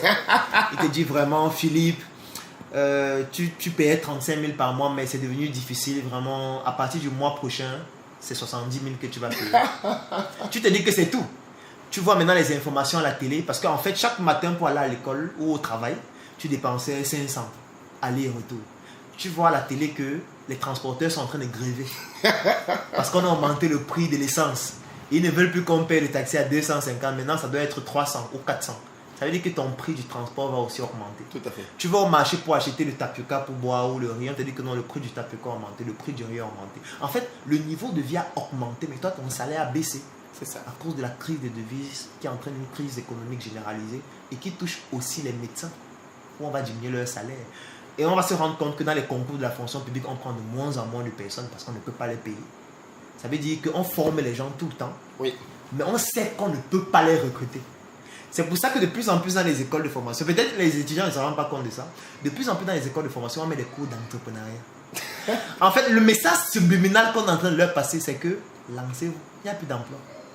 On ne peut plus vous recruter. Donc, comme vous vous formez là, il faut aller créer les emplois. Parce que si vous attendez que la fonction publique vous recrute, la fonction publique n'a plus d'argent. Et en réalité, je pense que c'est un focus qui aurait dû être fait depuis longtemps. Parce que je pense que, sans avoir besoin d'avoir une analyse économique très poussée, j'avais aussi un peu parlé de ça justement sur ma chaîne. J'expliquais que en réalité, aujourd'hui, on forme des gens comme si on était dans une période de plein emploi. Parce qu'on forme des gens justement pour aller travailler sur des marchés comme dans les années de la révolution industrielle, là où en réalité, il n'y avait pas de chômage. Oui. Tout le monde trouvait du travail. Ce qui laisse penser que c'est peut-être irréfléchi. On continue de nous former comme à l'époque de la révolution industrielle, alors qu'on est dans une époque dans laquelle aujourd'hui, on n'a plus les mêmes conditions dans le marché de l'emploi. Et quand tu es dans un système dans lequel il n'y a plus assez d'emplois et beaucoup de jeunes qui sortent avec une formation, tu ne dois plus leur apprendre en réalité à aller travailler dans un boulot comme ça se faisait avant. Tu dois leur apprendre à pouvoir créer quelque chose. Parce que c'est la situation dans laquelle on est. Et quand tu te projettes et que tu te rends compte qu'on va vers un monde de plus en plus robotisé, automatisé, avec l'intelligence artificielle et la disparition de beaucoup de métiers, non seulement tu dois leur apprendre aujourd'hui à entreprendre pour trouver un job aujourd'hui, mais tu dois déjà commencer à penser à quelles sont les compétences dont on aura besoin dans 30 ans, dans 40 ans, quand on aura de plus en plus, bien sûr, de plus en plus de compétences. Tu te rends compte qu'en réalité, il faut que tu formes des gens qui sont de plus en plus agiles, des gens qui sont de plus en plus pluridisciplinaires et qui ont une capacité à pouvoir s'adapter au changement. Oui. Et c'est à ça qu'on doit former les gens maintenant pour demain. Donc depuis le bas âge. Donc en fait, on est en train de former des gens aujourd'hui. Non seulement ils ne sont pas en phase avec ce qu'on doit avoir comme besoin aujourd'hui, et ils sont encore moins en phase avec ce qu'on aura comme besoin demain. Donc la catastrophe arrive, quoi. Et le pire, c'est qu'on n'a pas besoin d'aller faire la NASA pour comprendre ça. En fait, c'est la logique. C'est logique. C'est logique. C'est pour ça que je me dis quelque part, c'est peut-être penser. Parce que tu ne veux pas me dire qu'on comprend ce genre de choses à notre niveau. Et ceux qui sont plus haut placés que nous. Mais en fait, parfois, c'est des calculs politiques même aussi. Forcément. On n'a pas du tout les mêmes intérêts. Aujourd'hui, tu es au Cameroun. Tu formes de plus en plus de jeunes dans l'entrepreneuriat. Toi-même, tu es actif dans ce domaine-là. Quels sont les obstacles que tu rencontres en tant que jeune entrepreneur? Les principaux. Il y en a beaucoup. Les principaux. Alors, ce que je vais dire, c'est quoi? C'est qu'en réalité, pour moi, il ne s'agit pas des obstacles. Oui. Il s'agit des challenges. Oui. Et des challenges qui permettent de passer à un autre niveau, à une autre échelle et d'apprendre de nouvelles choses. Donc, je n'aimerais pas avoir un côté pessimiste sur les obstacles que j'ai eu à rencontrer. Ce ne serait pas correct. Parce que de ces obstacles, j'ai eu à apprendre tellement de choses. Oui. Mais s'il faut quand même les citer, le premier obstacle, c'est mon âge. Ça peut paraître bizarre, mais nous sommes dans un pays où, lorsque tu es jeune et tu oses, on estime que tu n'as pas encore l'âge pour oser. La notion de la jeunesse, c'est très bizarre dans ce pays. C'est frustrant. À 40 ans, j'entends des gens dire qu'ils sont très jeunes. Oui, et c'est bizarre. Ils ne sont pas en âge de... C'est incroyable. Parce que moi, je prends un exemple. Quand j'ai commencé SOS Médecins, il y a certains responsables d'hôpitaux que je rencontrais. Je leur parlais du projet. Et à la fin, ils me disaient, donc, tout ce que tu m'as dit là, c'est seulement toi. Surtout quand j'étais encore seul. Et je leur disais que quand vous dites que c'est seulement moi, qu'est-ce que ça signifie? Moi, je suis médecin. Je mets sur pied un projet pertinent. Et vous me demandez si c'est seulement moi. Je prends un exemple. Quand je faisais alors les conférences, c'était fatal. Parce que je faisais des conférences où la moyenne d'âge était entre 31 et 32 ans. Ça veut dire des aînés. Pratiquement tous ceux qui passaient par mes conférences étaient mes aînés. Et chaque fois qu'ils entraient à la conférence, ils me voyaient. Ils se demandaient, c'est l'enfant, c'est qui va nous apprendre. On est venu même faire quoi? En fait, les gens ont encore une idée selon laquelle il y a une corrélation, ou plutôt une relation de cause à effet entre jeunesse et incompétence. C'est ça. Et c'est un premier obstacle. Parce qu'en fait, ça te pousse à devoir travailler 2 fois, 3 fois, 5 fois plus pour démontrer qu'au-delà de mon âge, je peux aussi apporter quelque chose de pertinent. C'est ça. Donc, quand tu es face à quelqu'un, en fait, dès qu'il voit ton âge, il faut d'abord que tu lui démontres que malgré mon âge, je peux faire ceci. Et c'est un obstacle qu'on rencontre jusqu'aujourd'hui. Un autre obstacle qu'on rencontre, c'est l'environnement. On est dans un environnement où les mentalités sont programmées d'une façon hyper pessimiste. Les gens sont comme dans une bulle où ils se disent qu'on ne peut rien faire. Et quand tu essayes de faire quelque chose pour dire que non, on peut, tu te dis, mais qui es-tu? On t'a coopté. Toi, c'est un gars du système. Tu as triché. Tu as triché, tu as trempé. Donc en fait, les gens n'arrivent pas à comprendre qu'on peut travailler intelligemment et arriver à un certain niveau avec certains leviers qu'on utilise pour pouvoir se développer. La médiocrité règne, quoi. Oui, la médiocrité est en train de régner. C'est ça que j'appelle l'obésité de l'inconsistance intellectuelle. Ouais. C'est pour ça que j'adopte aussi le synonyme d'assassin. Parce qu'il faut assassiner ça. Oui. Alors, l'autre obstacle que j'ai rencontré, c'est l'infini obstacle du financement. Quand je dis que je l'ai rencontré, c'est plus sur le plan environnemental. Ouais. Moi, personnellement, je n'ai pas eu des problèmes de financement réellement. Quand je me suis lancé, j'ai d'abord commencé à travailler avec le peu que j'avais, jusqu'à arriver au niveau où le peu que j'avais ne suffisait plus. J'ai essayé d'utiliser les moyens classiques, ça n'a pas fonctionné. J'ai essayé de me bouger le cerveau pour savoir comment faire. J'ai eu à faire des levées de fonds qui ont plutôt très bien fonctionné parce que les gens étaient très intéressés par ce que je faisais. Et puis l'étape du financement n'a pas été un très grand obstacle, du moins ça n'a pas duré longtemps. Oui. Parce qu'il y a des leviers assez faciles pour permettre de pouvoir passer à d'autres niveaux. Mais la plupart des jeunes que je rencontre, ils ont cet obstacle-là, ils ont cette difficulté-là. Parce qu'on leur fait croire que pour entreprendre, il faut beaucoup d'argent. Et ça devient donc un problème global. Ça veut dire que chaque fois que tu discutes avec quelqu'un, il te dit non, moi je n'ai pas le financement, non, moi je n'ai pas l'argent. Toi tu as eu les facilités, toi tu as eu ceci. Tu dis ça parce que... Et tu te dis, mais tu parles de quelle facilité en réalité? Peut-être tu ne sais pas de quoi il s'agit avant de parler de facilité. Donc ça c'est une autre difficulté qu'on a. Une autre difficulté qu'on a, c'est que nous sommes dans un environnement où ceux qui nous dirigent ne comprennent pas ce que nous faisons. Et c'est un gros problème. Parce que non seulement ils ne comprennent pas, ils ne nous accompagnent presque pas. Et même quand ils essayent de le faire, le fait qu'ils ne comprennent pas fait en sorte que parfois ils apportent un accompagnement qui est inutile et qui ne sert à rien et qui est parfois même nocif. Et ça fait en sorte qu'on a un déphasage, un conflit même parfois de génération. Et que parfois tu as ton parent qui veut bien t'aider, mais il fait exactement ce dont tu n'as pas besoin. Ou il fait exactement ce qui est contraire à tes intérêts. Donc ça crée un énorme problème. Surtout qu'aujourd'hui on parle du numérique, on parle de l'intelligence artificielle. On parle du fait de pouvoir automatiser les choses. Eux, ils ne comprennent pas. C'est que tu vas discuter avec eux pendant 1 heure, 2 heures, 3 heures, tu vas prendre le tableau, tu vas expliquer au tableau, mais lui, il ne comprend pas. Et quand il ne comprend pas, lui, il a toujours les mécanismes anciens. Donc pour lui, comprendre l'entrepreneuriat comme il y a de cela 30 ans, il y a de cela 40 ans. Il ne sait pas qu'il y a tellement de révolutions qui sont produites sur le plan de la communication, sur le plan du marketing, sur le plan de l'entrepreneuriat de façon globale. Et lui pense qu'il peut t'aider en utilisant les astuces d'il y a 30 ans. Tout à fait. Ce qui fait en sorte qu'en fait, il est inutile pour toi. Pourtant, normalement, dans un pays comme le nôtre, en fait, le système gouvernant devrait être le levier le plus fort qui devrait permettre à la jeunesse qui est extrêmement innovante. Parce qu'on est une jeunesse, parfois je dis même souvent que l'un de nos gros problèmes aussi, c'est que nous sommes trop intelligents. Parce que le problème de ceux qui sont trop intelligents, c'est que chaque fois qu'il y a un problème, ils essayent de contenir. Ceux qui ne sont pas trop intelligents, quand il y a un problème, ils s'arrêtent, ils marchent, ils manifestent. Oui.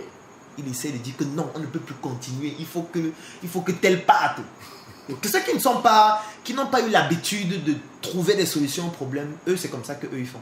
Oui. Nous, on est tellement intelligents qu'on est devenu résilients. Et on a décidé d'abandonner. Oui. Donc quand il y a un problème même grave, on se dit, ah, c'est comme ça, on va seulement trouver une solution pour contenir. En fait, c'est notre intelligence même qui devient aussi un problème à un moment donné. Oui. Donc voilà quelques problèmes qu'on rencontre dans notre environnement. C'est clair qu'il y a aussi des problèmes d'ethnicité. Je vais appeler ça comme ça. Dû au fait que parfois, lorsqu'on est ressortissant de certains endroits, on a certaines opportunités qui ne sont pas aisément accessible. Mais je ne peux pas mettre ça, je n'ai pas envie de venir me plaindre. Oui, bien sûr. Ce n'est pas l'objectif. Ouais. Ce n'est pas l'objectif, mais il faut quand même le noter. Ça veut dire qu'on est dans un environnement où il y a des clans, on est dans un environnement où les gens fonctionnent en réseau, où les gens fonctionnent en communauté. Et parfois, quand tu ne fais pas partie de certaines communautés, il y a certaines opportunités qui ne te sont pas ouvertes, même si tu as le talent. Wow. Et c'est parfois aussi dommage. Et puis on se dit, voilà, peut-être il faudrait qu'on puisse repenser notre société pour mieux améliorer les choses. Je sais qu'il y a beaucoup de jeunes entrepreneurs dans l'écosystème aujourd'hui au Cameroun, dans d'autres pays. Comment ça se vit ici au Cameroun? Est-ce que c'est vraiment des trucs qui sont solidaires entre jeunes entrepreneurs? Ça marche bien, vous collaborez, ou alors il y a plutôt de la guéguerre, de la jalousie? Qu'est-ce qui est prédominant? Alors, je ne peux pas parler de tout l'écosystème parce que je ne connais pas tout l'écosystème. Okay. Mais je connais quand même certains acteurs, je connais des personnes qui ont eu à réaliser de très grandes choses pour lesquelles j'ai énormément d'admiration. Mais ce que je peux apprécier, je vais commencer par là, c'est que les jeunes au Cameroun sont hyper innovants. C'est chaque jour tu vois quelque chose de magnifique que les gens font. tu te dis waouh, ils arrivent à faire ça avec si peu, ils arrivent à arriver à tel résultat avec si peu. Ouais. C'est quelque chose vraiment qui fait plaisir. Et même au niveau de la diaspora, vous voyez des Camerounais de la diaspora qui sont aux États-Unis, qui sont en Italie, qui sont en Allemagne, qui font des choses qui te donnent l'envie d'y croire, de continuer d'y croire. Ça, c'est quelque chose qu'on ne peut pas enlever. Ça, c'est vraiment une valeur sûre que nous avons. Il faudrait juste que ce soit mieux encadré. Alors, la chose qui ne fonctionne pas bien dans notre écosystème, c'est le fait que chacun veut être le messie. Oui. Et je n'ai jamais compris ça. En fait, nous, on n'a pas besoin de messie. Parce que chacun, quand il se lance dans son projet, il se dit que c'est son projet qui va sauver le Cameroun et l'Afrique. C'est son projet qui est le meilleur, qui est le plus innovant, qui est le seul qu'on doit soutenir. Et il commence à mépriser les autres. Vous allez voir quelqu'un qui a réussi une prouesse, et à partir de cette prouesse, il va commencer à mépriser les autres. Il va se dire, non, moi j'ai réussi à faire ça, vous ne pouvez rien. Moi j'ai réussi à faire telle chose, vous ne pouvez rien. Moi j'ai réussi j'ai levé tel montant, et vous n'êtes rien. Moi j'ai été aux États-Unis, j'ai rencontré des investisseurs américains, ils m'ont fait confiance, ils m'ont donné tel montant, vous êtes les entrepreneurs de Ndokoti. Mais en fait, ça témoigne parfois de l'ignorance même que les gens ont, du fait qu'on ne peut pas s'en sortir en étant seul. Moi ça m'a pris 5 ans pour comprendre ça. Moi je ne veux pas qu'un jeune, peut-être plus jeune que moi, mette aussi 5 ans pour comprendre qu'il est impossible de s'en sortir dans l'entrepreneuriat si tu avances seul. Tu ne peux pas faire sans les autres. Donc le plus gros problème de notre écosystème, c'est que les gens se messianisent, les gens veulent devenir les messies, et les gens refusent donc de collaborer en ayant une humilité intellectuelle pour reconnaître que nous sommes tous ignorants, mais pas des mêmes choses. Et que je peux apprendre de l'autre, même s'il est plus jeune que moi. Je peux apprendre de l'autre, même si j'ai plus d'expérience que lui. Même si j'ai plus d'années d'expérimentation en entrepreneuriat que lui. Je peux apprendre de ce qu'il est en train de faire parce que lui, il a une expérience qui est différente de la mienne. Donc, il y a ce gros problème-là qui fait en sorte que non seulement il y a le conflit de génération, les entrepreneurs plus âgés qui sont déconnectés de notre réalité. Et ça m'offusque beaucoup de voir des jeunes Camerounais qui quittent le Cameroun et qui partent au Nigeria pour faire des concours pour gagner 2 millions. Donc, il y a des Camerounais qui prennent la pirogue, ils partent au Nigeria, ils font un concours qui est organisé par un très grand panafricaniste aussi que j'apprécie beaucoup. Qu'on connaît tous. Oui, qu'on connaît tous. Et pour avoir 2 millions, 3 millions, 4 millions, ce n'est pas mauvais. Mais ça m'offusque qu'ils quittent d'ici, où il y a des milliardaires qui ont fait leur preuve sur le terrain. Oui. Et qui au final n'accompagnent pas les jeunes, ou ne font pas assez. Oui. Et moi je trouve que c'est aussi un gros problème de notre écosystème. Je ne suis pas en train de leur demander d'aider les jeunes. Je ne demande pas qu'ils sortent et partagent l'argent. Mais ils peuvent créer un écosystème qui permet aux jeunes de pouvoir s'en sortir et de faire mieux qu'eux. Parce qu'aujourd'hui, on a des moyens qui nous permettent d'aller plus rapidement. Plus loin, plus vite. Il faudrait juste qu'on ait l'écosystème. Je prends un exemple. Si tu vas dans la ville de Yaoundé, il y a quel espace à Yaoundé où 100 jeunes peuvent s'asseoir et travailler sur leur projet? Ça n'existe pas. Ils vont travailler où? Si tu n'as pas de bureau, où est-ce que tu travailles? C'est vrai que nous, on a un bureau, nous, on ne peut pas accueillir 100 personnes qui s'asseyent, qui travaillent. On essaye de faire avec le peu qu'on a. On n'a aucun accompagnement, ni même de l'État. On fait avec ce qu'on a nous-mêmes. Ce n'est pas évident de fonctionner dans cet environnement-là où, en fait, on est obligé de tout faire de nous-mêmes. Parce que nos aînés et ceux qui étaient censés nous accompagner dans l'aventure, à un moment donné, ont estimé que leur enrichissement personnel était plus important et puis le reste... Ils sont déjà très riches, ils ne sont pas suffisants. Ils sont très riches. Ils continuent. Et ça, c'est quelque chose que je trouve aussi dommage. Je profite du fait que tu l'as souligné pour dire que un truc qui moi m'anime beaucoup, et je pense que ça doit t'animer aussi, c'est très tôt dans l'entrepreneuriat, la volonté d'avoir un impact, de laisser un héritage. C'est-à-dire que de créer quelque chose qui va subsister après moi et qui va profiter au plus grand nombre. Parce que justement, je pense que je te rejoins totalement pour dire que seul, tu ne peux pas aller loin. Impossible. Tu ne peux pas aller loin. De toute façon, on dit, il y en a qui dit que tu ne peux pas attacher un paquet avec une main. C'est pour traduire le fait que tu es limité, donc que tu essaies de faire les choses seul. Et malheureusement, ça aussi, ça bloque souvent les gens. Mais j'avoue que je ne comprends pas. Je ne comprends pas pourquoi est-ce que les gens qui ont déjà gagné des fortunes comme celle-là ne trouvent pas un moyen intelligent de permettre à d'autres de pouvoir se développer, de pouvoir on dirait que, je ne sais pas si c'est une forme de jalousie ou de je suis le premier, il faut que je le reste.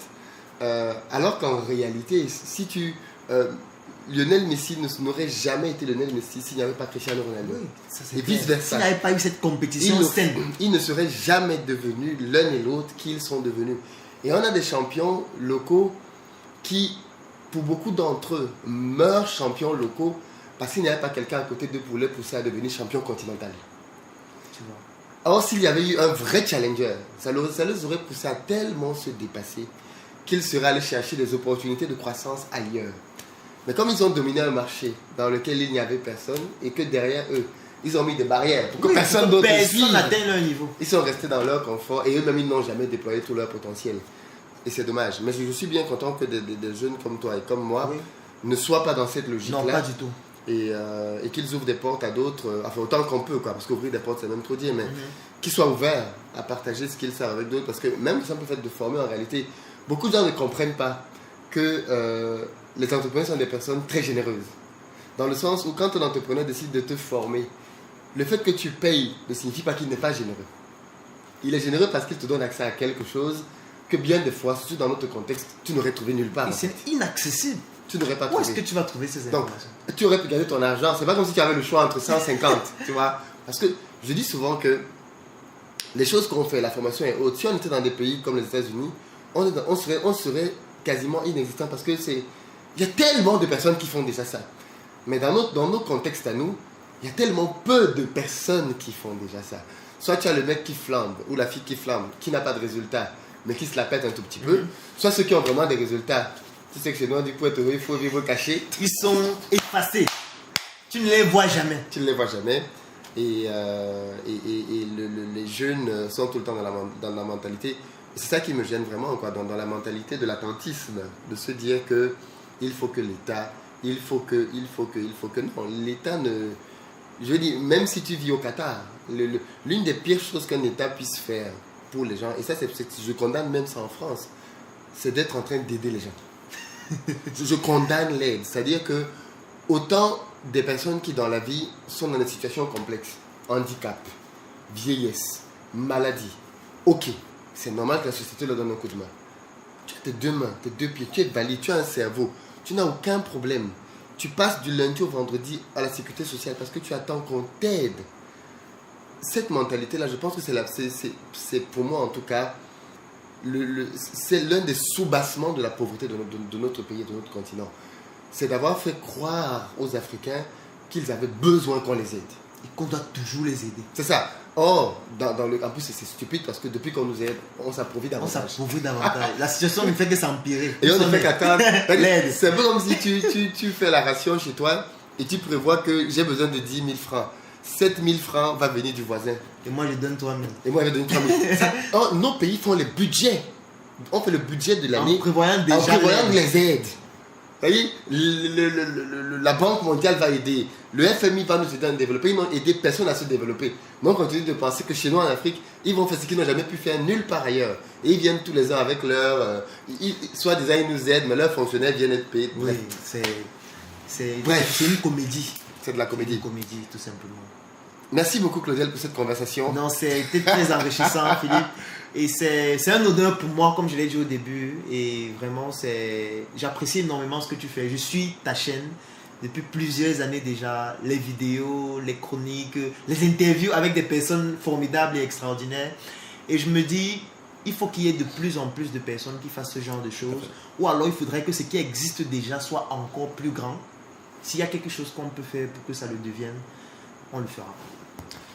Le mot de la fin, pour ceux et celles qui nous regardent, est-ce que tu veux, je le souhaite, les marquer, je te mets la pression pour rien, mais le mot de la fin, Claudel, pour ceux et celles qui nous regardent. Ce que je peux dire, c'est que c'était une très belle émission où j'ai essayé de partager mon parcours. Tout ce que je peux dire à chacun de nous, c'est de lire la notice de votre cerveau, de prendre conscience du potentiel que vous avez, parce que chacun de nous en a, et suffisamment pour impacter d'abord soi-même et son entourage.